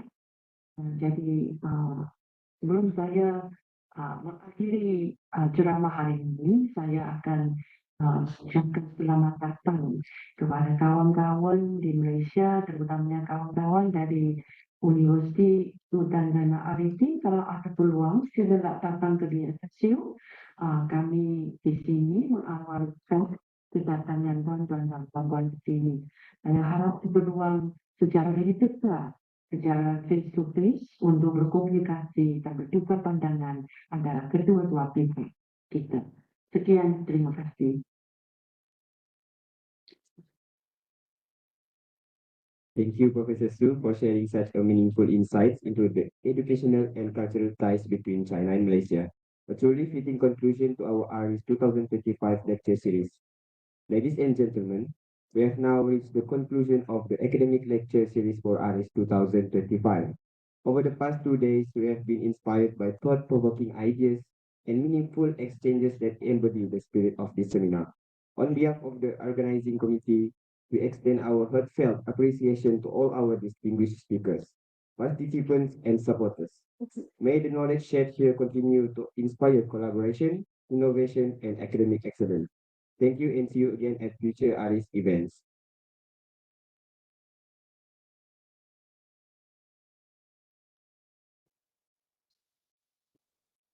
So that's conclude today's that's conclude overall academic lecture session for AReIS.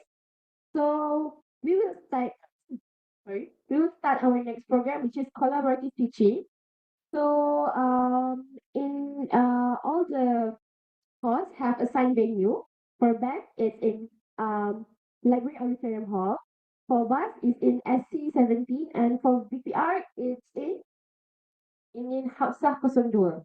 So for those who are like interested, well, boom, Mom can go to anything you want. Yes. So but like go to the maybe go to DPR as Kosodo because that is the one who close to you guys, right? So yeah, that's all from us. Thank you. So one student can come to the front. We're going to meet Professor Roberta. Yay.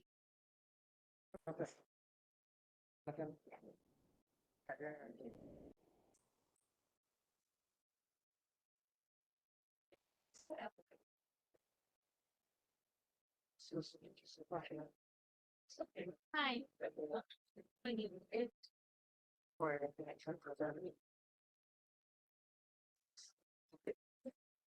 For BAM student and DPR student who attend to the examination, they are food ready for you at the outside, so you can take the food.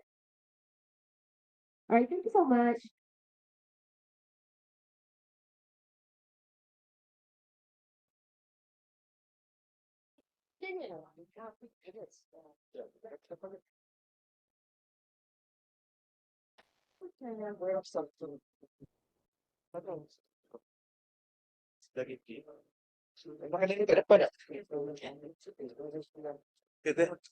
So much very much. See you soon. Okay.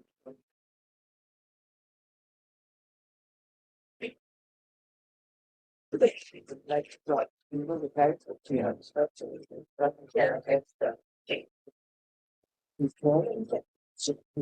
actually like speaking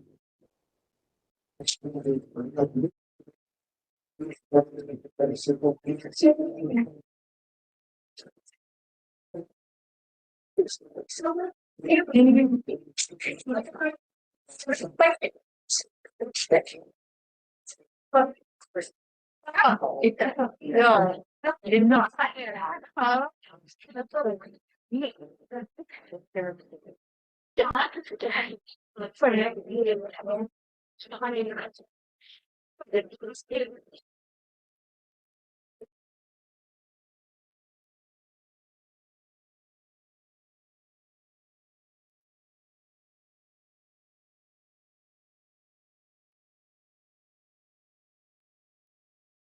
You got ready for understand that.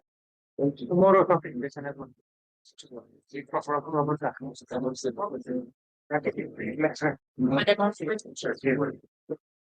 You can't actually actually I need to send my card. So yeah.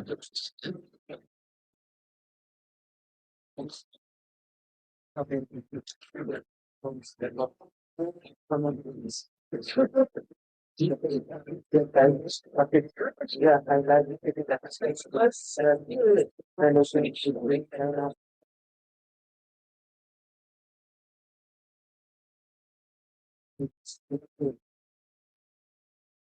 so what is it?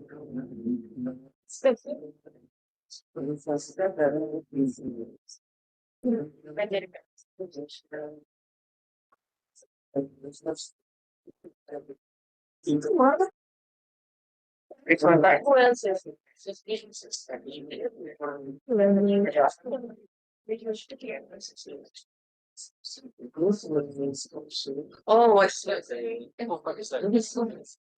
Oh, I see. Yeah, yeah, yeah, yeah. See, that's something like it should be.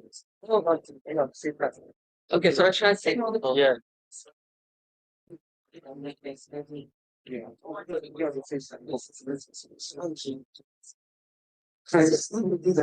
Now that mentions Let's go. Reading this. Let's see.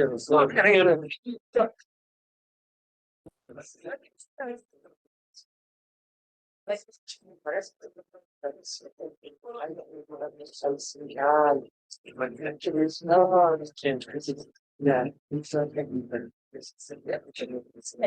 I think it's like it's what they want to do at that part. Choose to just on the piece of it's not in this. Says, oh, no, you can't do it's not. You even say, you didn't teach me is that you know, house, your faces. The one part like I see, the words is that's from them, who gave us some of us everything else. All of them, the way it's tended to say. So they don't follow the instructions looking.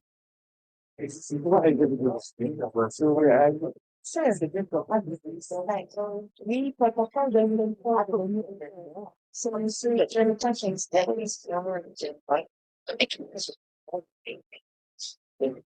Where are your friends? Hold them. Yeah. Where are the guys? Hold them. Should I? Can you tell them? Okay, those who are here, all Ben, right? Okay, good morning, everyone. Can you get to the front row first? Because this is going to be like lively and interactive one. Tough crowd. Boleh tak?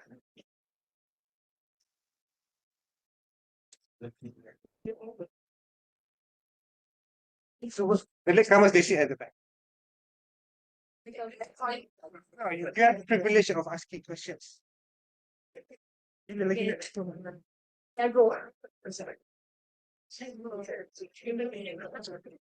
Okay, go Maria. Come. Yeah.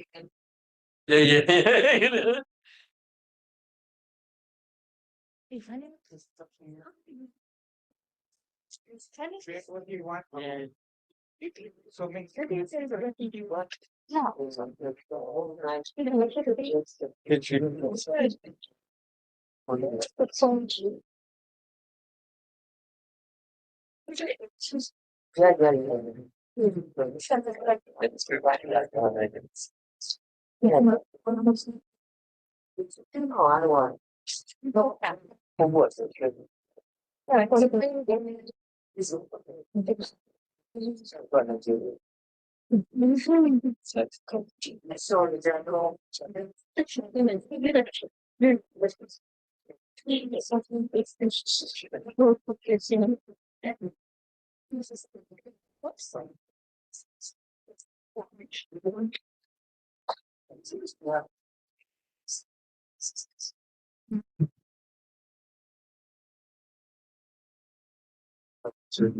Yeah, so we have only 1 hour this program.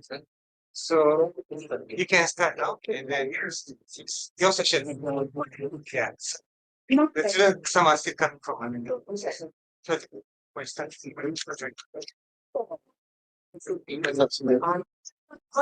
yeah, you want to make it just relax and casual. Very relaxed. Yes. Yes. So most of them are in semester 7, senior students. So they're going to have 1 more semester before they graduate. And yeah, they're there. Yeah, project. Okay. Happy. I'll be using one of the things. Yeah. Okay. Yeah. Okay. So I think what I'm gonna is I'm gonna grab the mic and yeah. That doesn't work. That doesn't work. No. Does it work? This is mobile.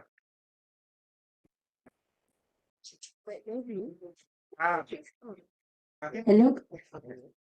Good. So, since I'm the only one, I thought it would be somebody with me, but no. But it's okay. So I'm very happy, very happy to be with you. And I hope we can have a little discussion. Okay. So you're like my very nice students in England because they have to do exactly the same as you. So in the final year, they write this, what we call dissertation, which is a research project. Okay. And they have to write 8,000 words. You have to write 10,000 words maximum. Do you know why 8,000 rather than 10,000? Because when you submit a paper, an article to a journal for publication, it's usually maximum 8,000. So we decided to go for that. Okay. So you write 10,000 words, but you remember that when you want to publish something, you have to be shorter and more concise. Okay. So what I would like to do with you today is I'll ask you to work in pairs, okay? Because I thought it's like two pairs, pairs or groups of three, and think first of all for a few minutes about the difficulties you had in writing. In fact, before writing, in conceptualizing and planning your dissertation. Okay. What was the most difficult thing you had to come up with? Okay. So I'll give you, this is the first question, then I will have other activities. So can I ask you, for instance, this one will be 3 and 2 or 3 and 2, whatever. Okay.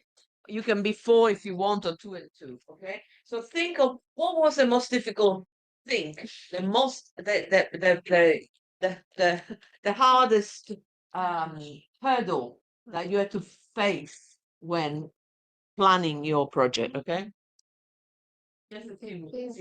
Okay. So talk to your friends, but it's important to talk to somebody about your issues. Okay. Because you can learn from us. Okay. Deciding on the topic. Sebab kan kita sebenarnya kita target apa? Kita nak target on education, so we didn't think about what topics. Kita target in social. Social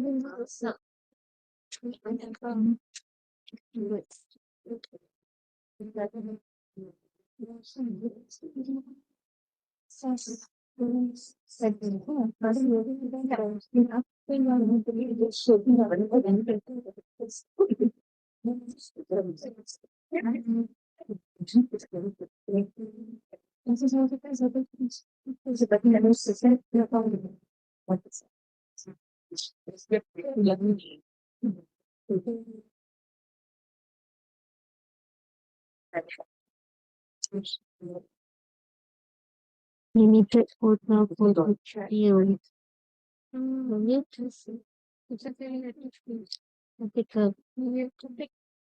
Oh, this is lovely. Wow. It's good.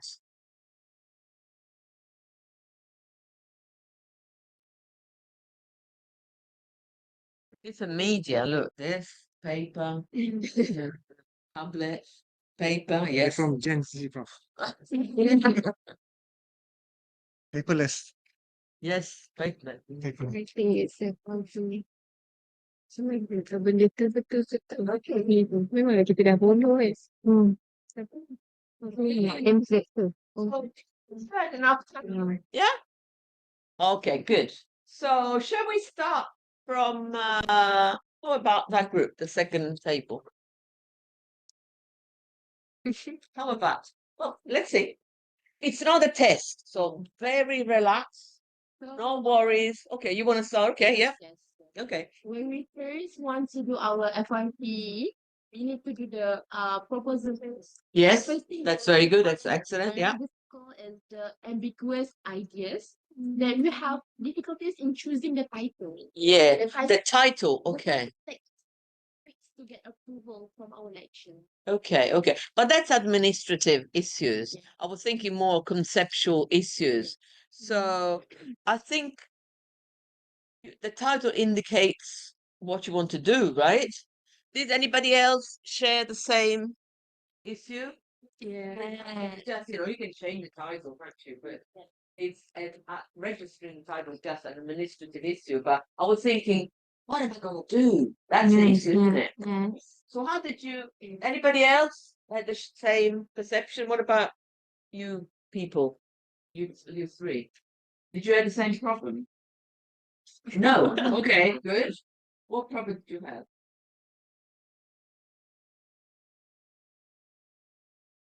Okay, so that's a further stage, isn't it? First of all, okay. So did anybody have an easy time pinning down what they wanted to do? You knew what you wanted to Yes. do. Yes or no? No. Aha. But then the more you get too much information. Okay, okay, that's interesting. Okay. So you had some initial ideas, even vague maybe, big ideas, and then you had to zoom them down. Yeah. So be more limited and then that was a problem. Okay. All right, very good. So how did you identify a particular question? What did you do? What was your process? How did your mind work?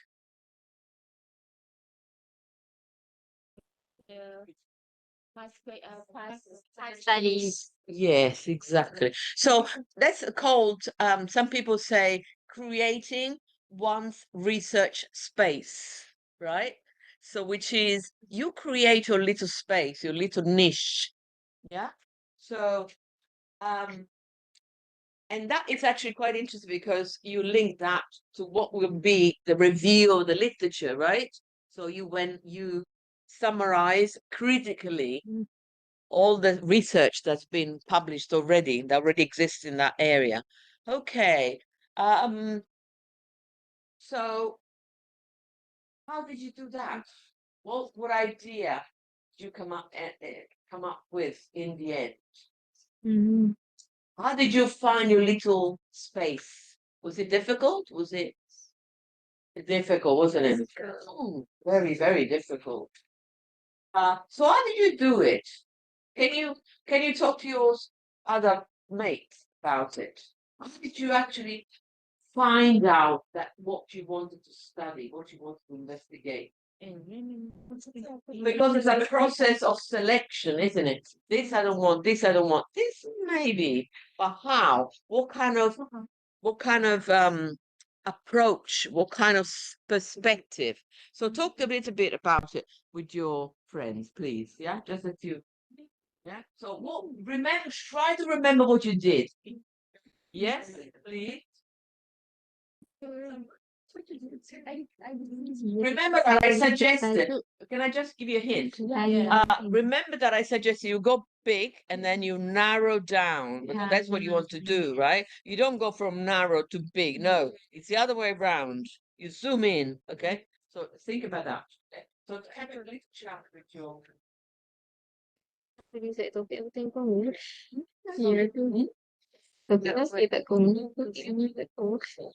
Yes. Some potential toxins. Ito yung mali basic.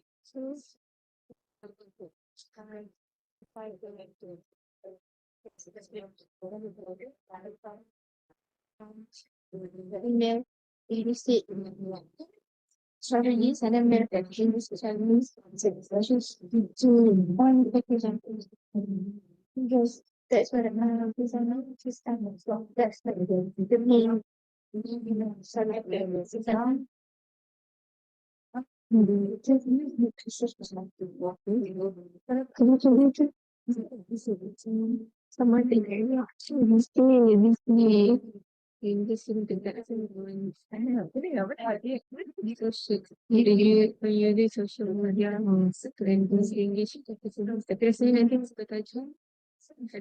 isi konten sama je lah tapi provide tajuk.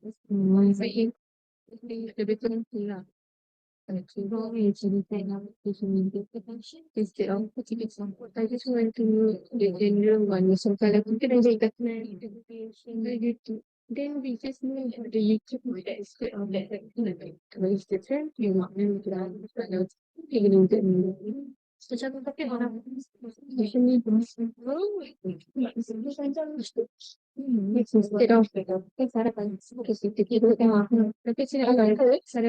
I mean, this is just a little bit of brainstorming, so I don't want to give you a long time. Okay. So can somebody volunteer? How about the first row here? Can you tell us? Remember, it's not a test, so we're sharing.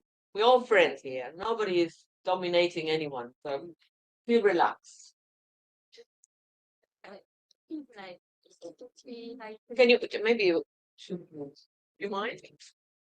Yeah.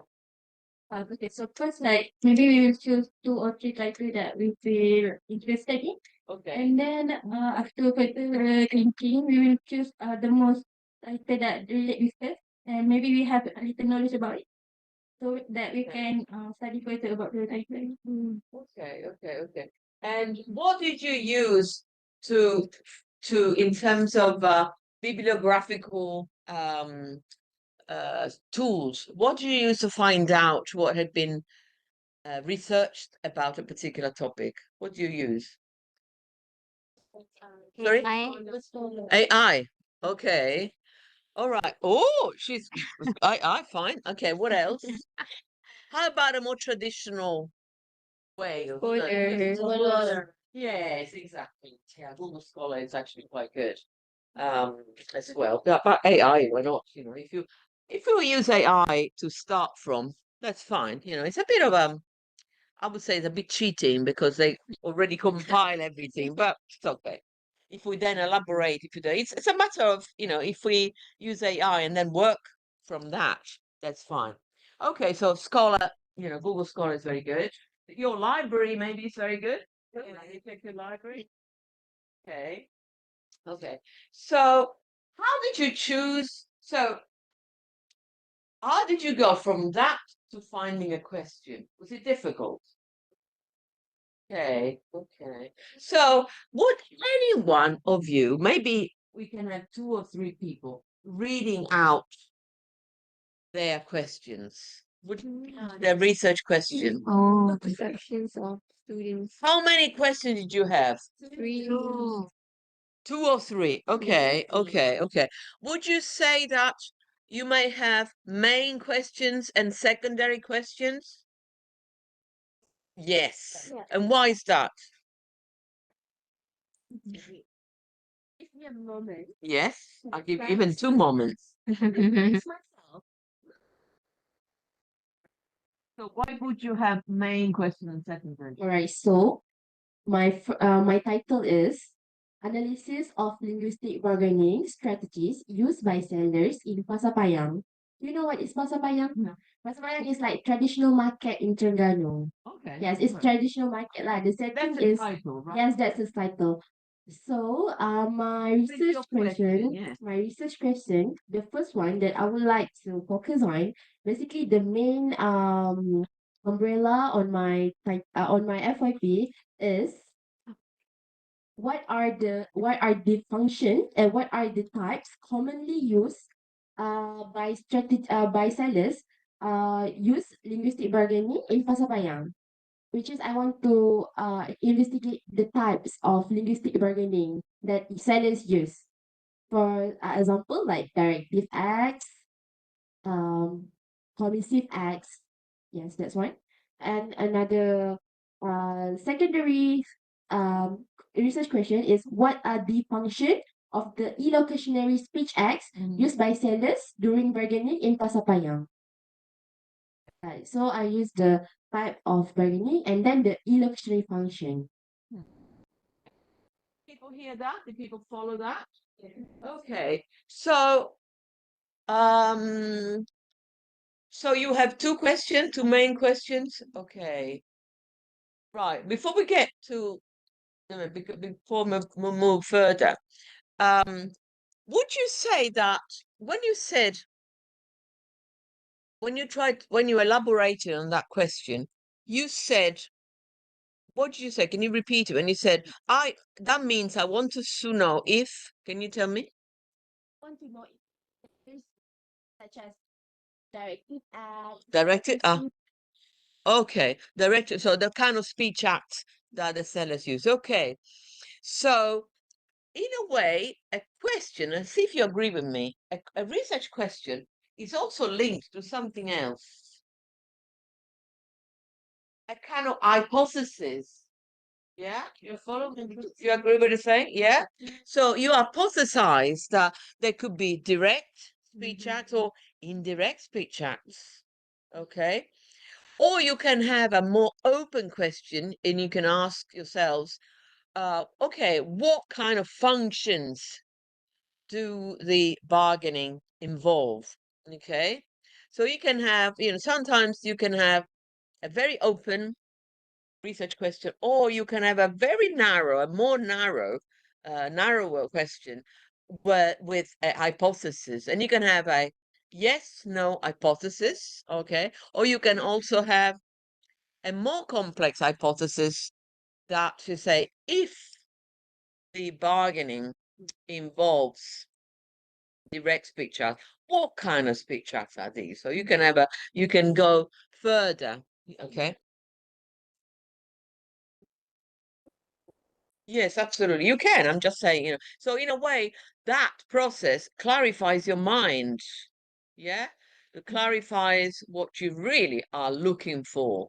Okay? Because as you put a question to yourself, you really have some expectations, and that expectation can develop into hypothesis. Okay? Any other question? That's very good. Thank you so much. That's then we get to something as a methodology. I have to. How much time do I have? Another half hour? Yes, yes. Yes. We have forever. Yeah. Okay. So can we have another question? Yeah, over here. Oh, right. Okay.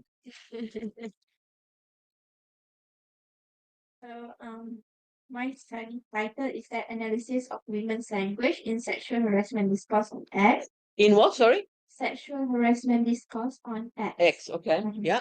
So the research questions are: what are the feminine linguistic strategies used by the internet users in sexual harassment discourse on X? And what are the feminine linguistic strategies used? What are the functions of feminine linguistic strategies used by the internet users in sexual harassment discourse on X? Okay. Did everybody hear that? Sexual harassment on X. Okay. As a reader, remember were you at the lecture before? No, okay, sorry. Okay, so I need more context. In the lecture, I was saying that I, as the reader, or am the listener in this case, I need more context. So I'm a bit in the dark, right? So are you looking at women's responses to harassment? Basically, how the users responds to the harassment. So it doesn't Okay. matter in sexual discourse in sexual harassment discourse.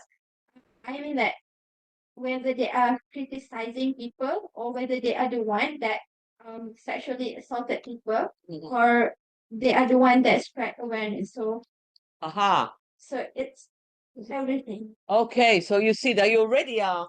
See, I ask a question, you're already going into deeper information, to more detailed information. Okay, so maybe you want to specify that. Yeah. So which of the two are you working on? Which of the two are people? Are you interested in people spreading awareness, or are you actually interested in the individual response to harassment? I think I'm more to the response of the people toward the sexual harassment that happened. So it's the internet users response towards the sexual harassment that happened in action. Okay, so a harassment to their own individual, right? Or they are talking about somebody else's? Somebody else. Okay, okay. So again, see how many questions that you can ask. So I was asking before. I mean, so I was talking to somebody before that I was saying how important it is if you share your work. I hope you're allowed your research questions to somebody with somebody, because you're sharing it with me and I immediately have a question. So that's something you want to clarify, right? So the other person will be a judge. Yeah. So they will say, oh, I'm not too sure I understand. So without any kind of criticism, but they would say, I should understand that. Yeah. So that would be it's so good once you have your question or questions to pass them on to a friend and say, do they make sense? And then a friend can come up with, questions that you need to address. Okay, so don't forget that. So that's very good. But as I said, you may want to be specific. So for me, it would be: Are you interested in seeing how people respond to individual harassment, or are you interested in the general discourse of harassment? So, for instance, I can come in and I haven't been harassed, but I side with the people who've been harassed and say something. Okay. And is there a way to differentiate? But maybe there isn't. People would not want to confess they've been harassed, right? So again, okay. Right. So the next big hurdle is the. Oh, sorry. Can we have a word from you? What it was?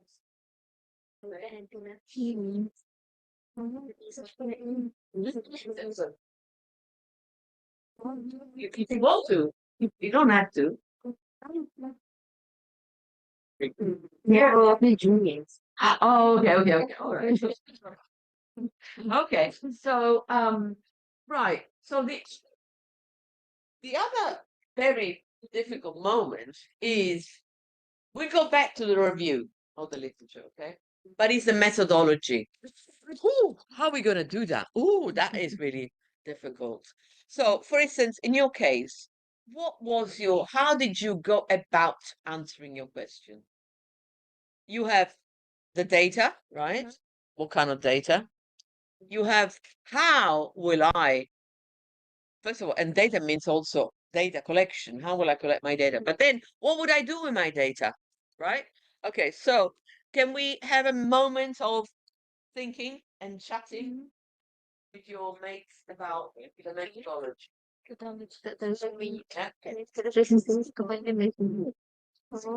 Tembak, fishing, fishing atu, fishing, tapi kita juga ada kepentingan satu. Banyak nilai engagement. Kalau macam syaratnya, discussion system kena dulu. Sebab misalnya masih mana kita nak extra data kan sangat susah. Sebab dia pun dah tua. Statistical observation extract data. Discussion extract. Kita discussion system. So the one which is better than that. Usually police or jangan touch. It can help. Simple political fighting to interview and maybe kalau macam classroom observation kan. Jadi so jadi simply that's not moving. You can say that.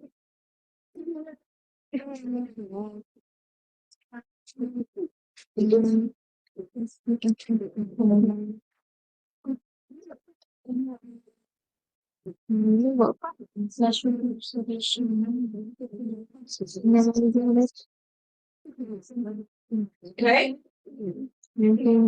Right. So we try maybe. So you decide to go. I think I want to like data. First of all, what data are you looking at? Students' data.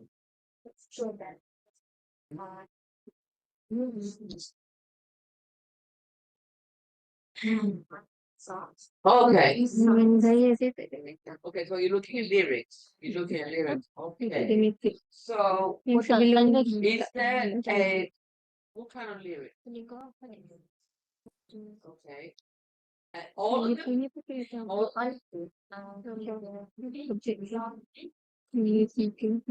did you decide which songs? Yes.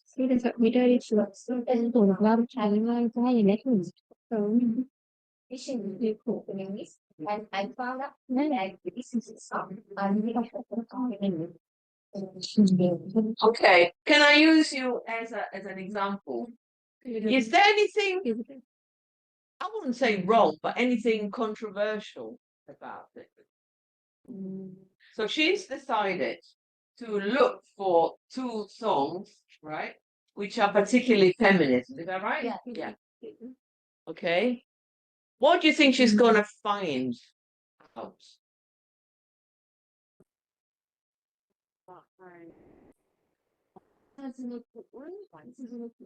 Misogynistic. Well, if it's feminist, it cannot be misogynistic, right? Right. I mean, if she's okay, this is just meaning the devil's advocate. Do you understand that expression? Devil's advocate. I mean, I'm trying to be nasty, right?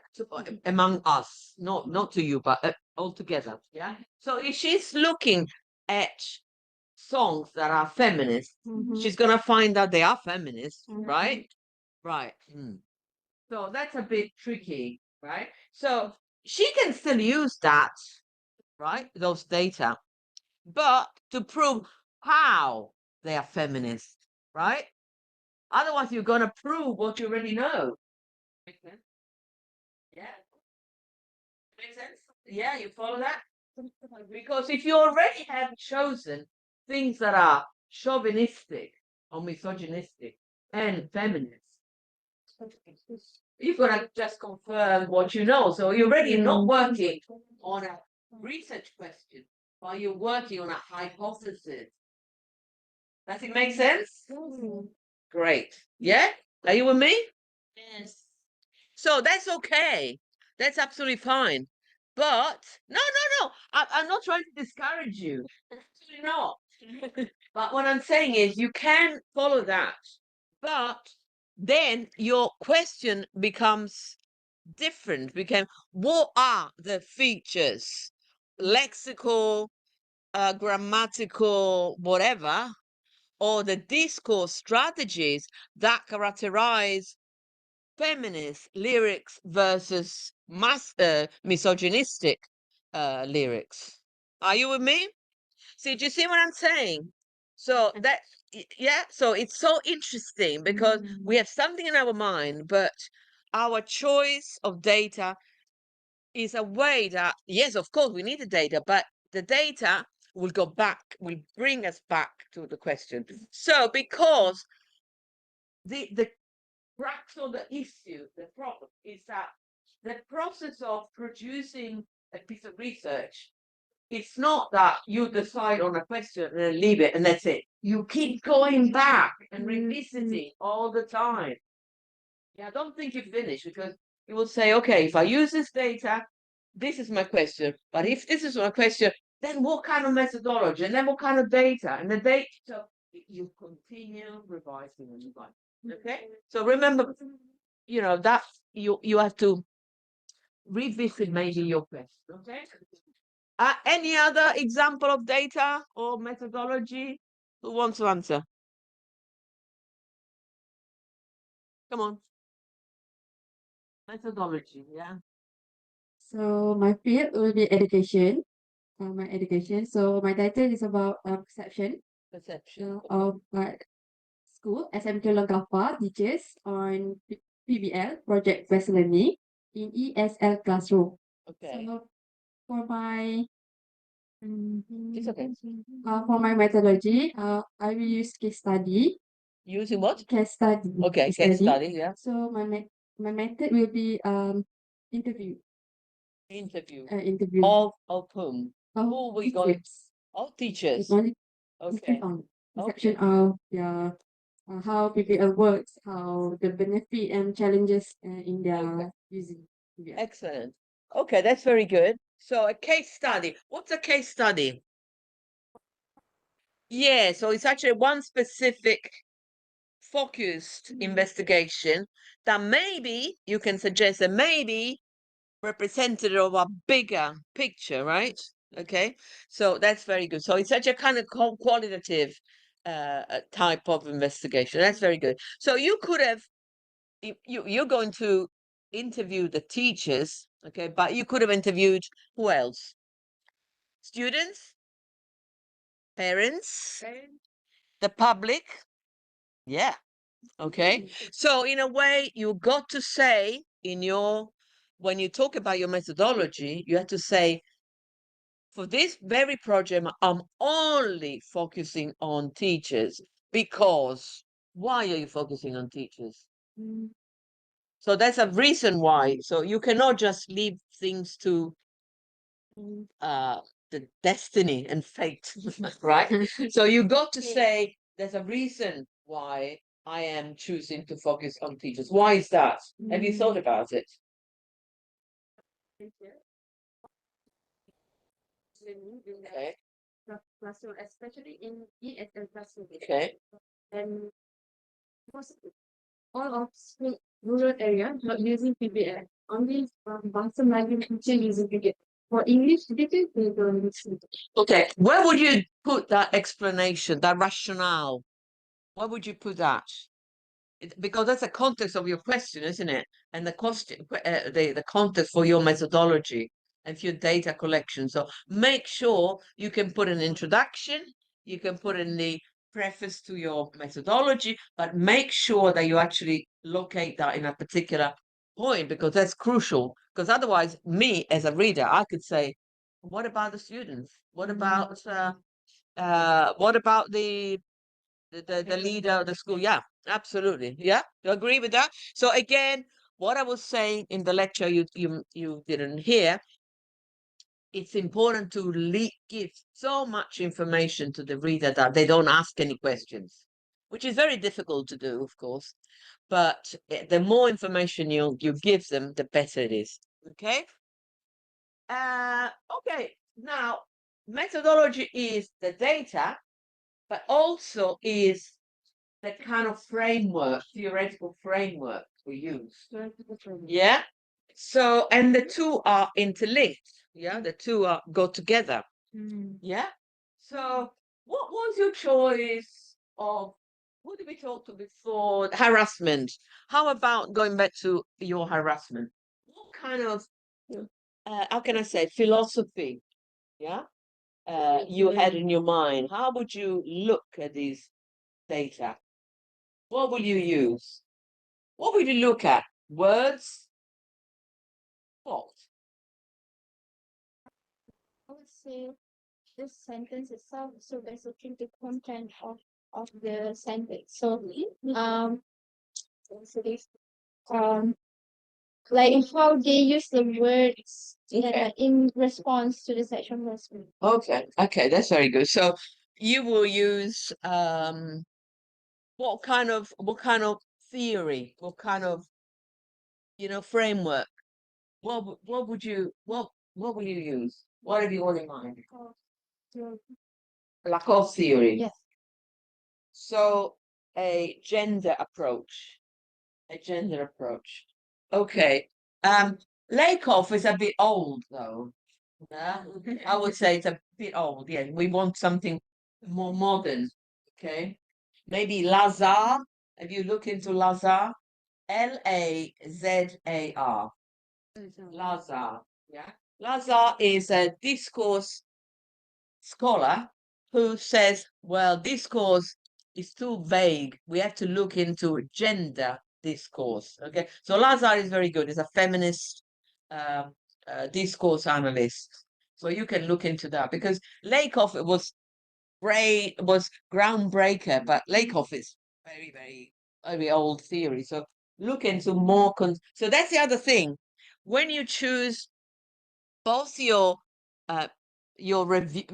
research and when you use your methodology, you have to look at updating your studies. You cannot use, Lakoff you can mention, but definitely you cannot work on Lakoff in 2025, 26, because they will be very old.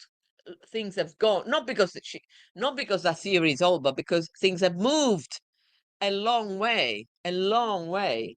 People don't say anymore women talk X and men talk Y, because things happen, and sometimes women talk like men and men talk like women, depending on the situation.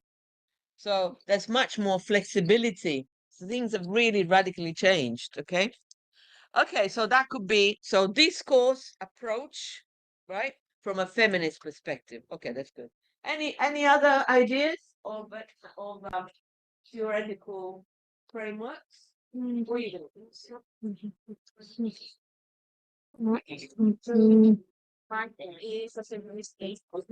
factors that contribute to low English proficiency among UniSZA undergraduate students. Okay. So I decided to choose a theory by Gardner, 1985, social educational model of second language acquisition in 1985 version and also 2010 version. Okay, that's really good. Why did you choose that? Can you justify that? Why did you like it? I like how he put category based on the factors that contribute, whether it is based on internal factors or external factors. And then he also explained under internal factor divide into a more specific, for example, due to age or sex, Gender. based on age or based on how we grew up within the household. Yes, that's very That's from the internal view, and then you also speak about the external view, which conclude the how our background and educational settings or our another factors like do we practice that outside the classroom? Do we practice that language or do we communicate with people who are using English as their first language instead of second language? So I think this theory really apply and suitable for undergraduate at UniSZA because majority of us coming from a different social background. And in Malaysia, we have a state where it has its own dialects. And instead of Bahasa Melayu becoming the first language of the people who come from dialect state, their dialect become their first mother tongue instead of Bahasa Melayu.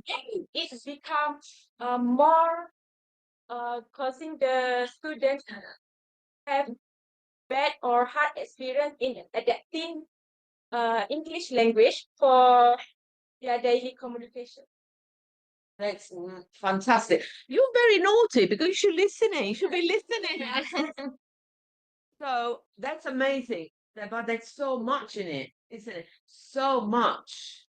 Because you brought in dialect, bilingualism, diglossia, and then Gardner. Gardner again is kind of oldish, but maybe there's something else. For instance, I'm thinking of a PhD student of mine who did a study on again how people in Saudi, she was Saudi, would some would be more competent than others, and she found out that it was down to the relationship with the family, whether the mothers or the fathers encouraged them to become more open to relate to other people in other countries, whether they have more prospects of jobs. So in a way, maybe you could look into Ghana is fine because you know the division between internal and external factors in insurance. So maybe he is good at splitting up the external further and complicating things because how can you decide what is internal and what's external? The external is very often internalized, isn't it? So maybe you want to find something more recent than Gardner, yeah? 2010. Yeah. Again, things may have changed. Yeah. And women have changed, families have changed. So there could be the relationship within the family and the dynamics within the families have an impact. So that's a suggestion from me. Yeah. But that's a very good framework. Yeah. Maybe you need to update it just a tiny bit. Yeah, no, seriously, but it's definitely very good because you're talking about motivation, isn't it? So the drive to learn. Okay, that's good. So we should really move ahead. We got the last few minutes. So can you tell me what the sections in your dissertations will be? Can we make a list of them? Yeah. Introduction Okay. So the first one is what? introduction. Oh, that is so important, isn't it? Absolutely. It's like signposting, informing the reader of what they're going to find. That has to be so crystal clear that there will be no doubts. Remember, don't forget that I ask you lots of questions. So make sure that when you write your introduction, no questions will be asked. Okay, good. Then where would you put the research questions? There?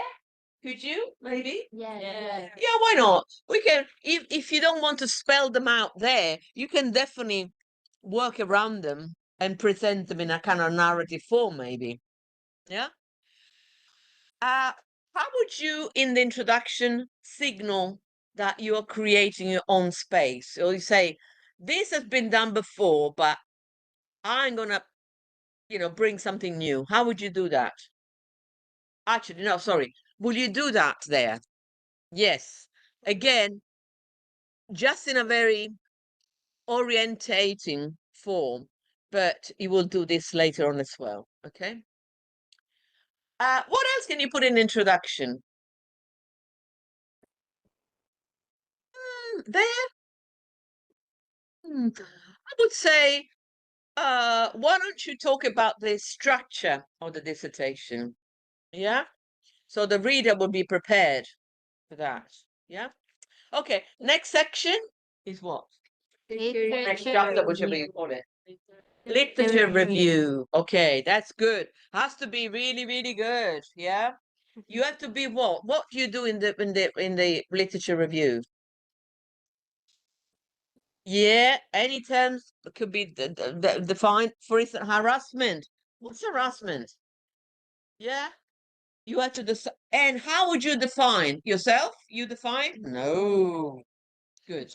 So you choose a source, you choose a dictionary, okay, and an authoritative dictionary. So you define that maybe there's a debate, an ongoing debate on that particular term. Harassment, I'm sure there is a debate. What's harassment? Is it linked to women? Is it linked to men also, etc., etc.? Okay, so we'll define that. What else? Sorry? Past studies. Oh, past studies. Yes, absolutely. Okay. What should we never, never, ever do when we talk about past studies? A shopping list. No, not a list. No, we don't want a shopping list. Absolutely not. So we're not going to say, Goffman says X, Michael Johnson says Y, Michael Rose says Z. No. No, absolutely not. What we want to do instead is group studies under a topic, under a theme. Yeah. So for instance, we can talk about code switching. We can say code switching was firstly studied by Goffman in 1952. And it referred to going from one language to the other, to another. Okay. In the 80s, that term, that notion was associated with negative approach or use of language. However, in the 90s, people like Michael Halliday, John Fraser, etc., suggested that code switching is actually a beneficial tool for students. We are changing. So you're telling a story, telling a narrative, yeah? So that's your critical approach to the research. So no shopping list, no, absolutely not. You're telling a story. Stories are good. People want stories, and you have to tell a story about the study. Okay? So you organize, and that's your critical voice. Okay. So when people say, "Oh, you have to be critical," critical means by saying, "However," But luckily, finally, these are all indications that you are expressing how you feel about something. Okay, so remember that. Remember also to update all your studies. Again, Gardner can probably follow. Lakoff, it's a bit old. Yeah, go further. Okay, and then what do we do? The next section is methodology. So we talked about it. You've got two sections, data collection and then the framework. That has to be justified. Yeah. And also the data have to be justified. You can say, okay, the lyrics, well, lyrics, what period are you choosing for your lyric? Okay, I'm choosing to study the lyrics in 1992. Why 92? 92. No, you have to justify why 92.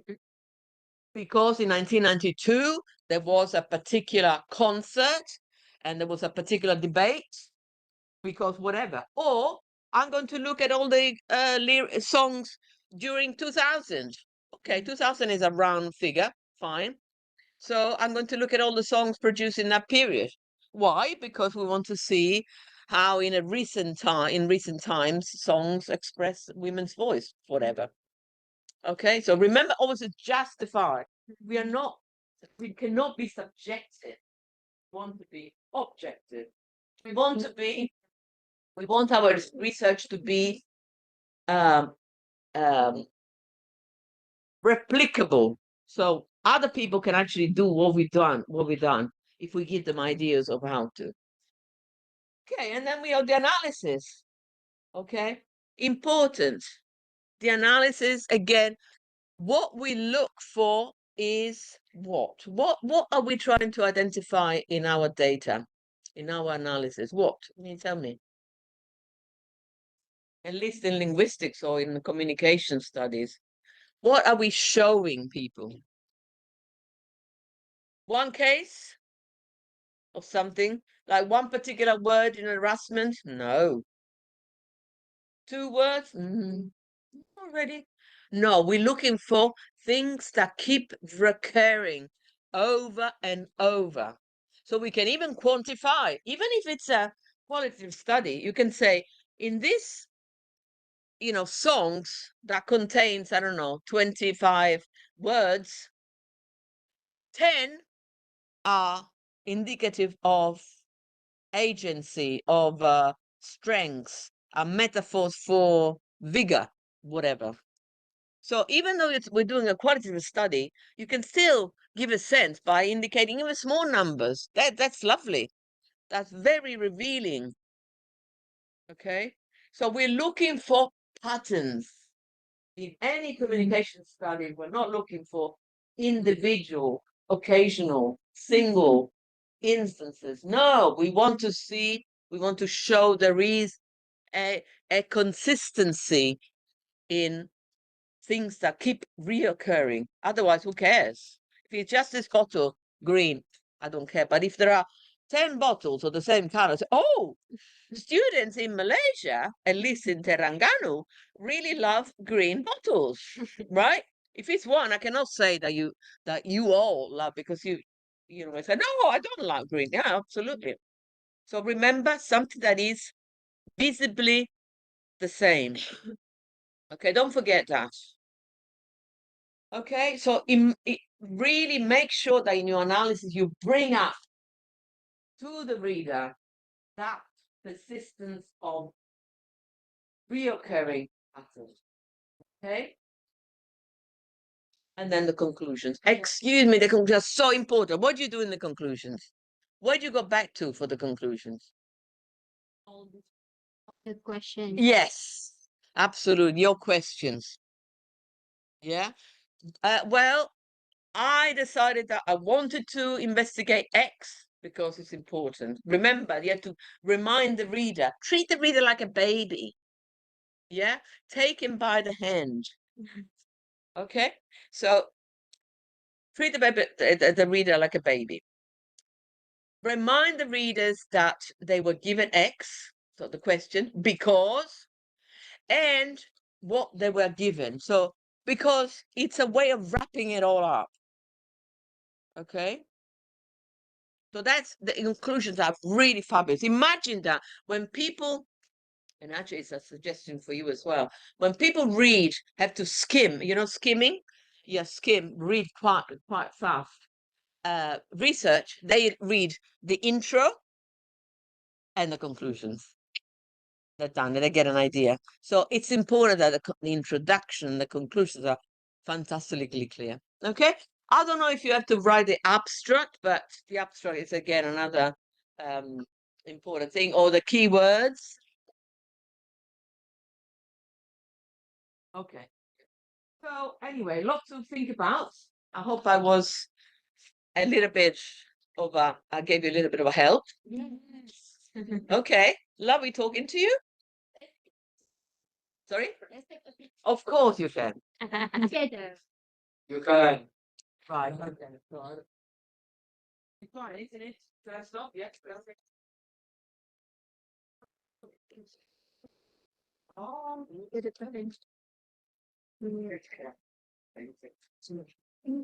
okay. Yeah, where's your picture? Yes.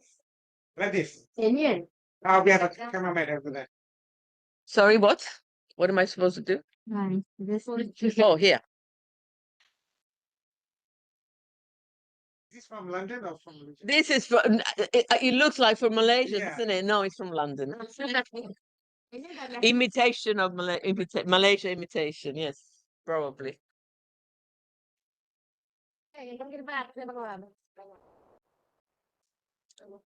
Look over there. Oh, okay. Over there, yes, of course.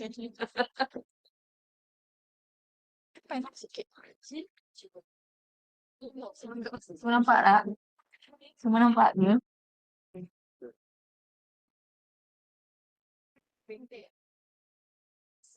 Sini dah. Sabar. Alamak. Anis. Anis. Oh, Anis.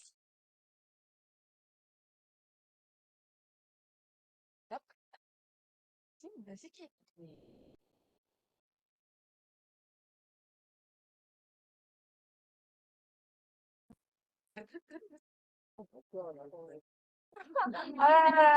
Banyak orang lah.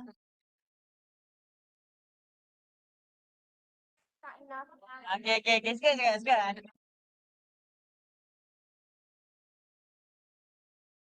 Oh, pasti again. Yes. You know, hope it didn't take it seriously. Okay. Yeah, I'll go to that point. Yes. Thank you. Thank you. Yeah.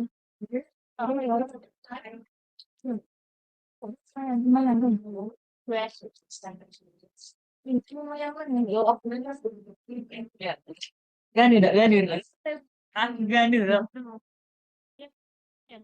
Di main bawa kelate je. Ini bila nak matikan ni? Live stream ada live untuk student ke? Oh, tak boleh. Saya kalau sikit. Dia makan dekat cafeteria. Dah habis dah. Saya dah habis apa? No. Tak ada. Kita sana di mana? Anis. Anis balik ke? Anis. Kita nak solat kat surau ATI je. Masjid, okay.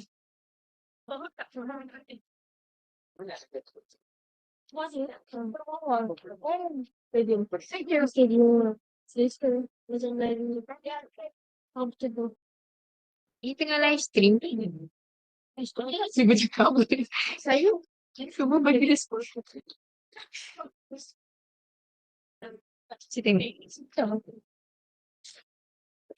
Dia lagi lepas. Saya tak boleh. Saya dah selesai je lah. Kat pantai.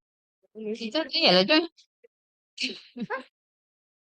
Mana? Kita balik dulu. Mana? Doktor baik tu nak cukup baik tu. Oh, ya ke? Tak sempat lah. Pergi kelas. Pergi kampung. Betul lah. Masih balik kat mana? Sila dia bilas. Stress. Sekarang nak pergi mana? Okay, solat dekat stadium masuk. Aduh. Kalau lagi pantai. Tak buka lagi RM1 tu. Jangan tekan. Nak bagus RM1 je. Tunggu sampai 3.30 kan. Duduk pandai masuk. Ha. Kenapa? Tak panas. Kita camping. Tak ke pantai.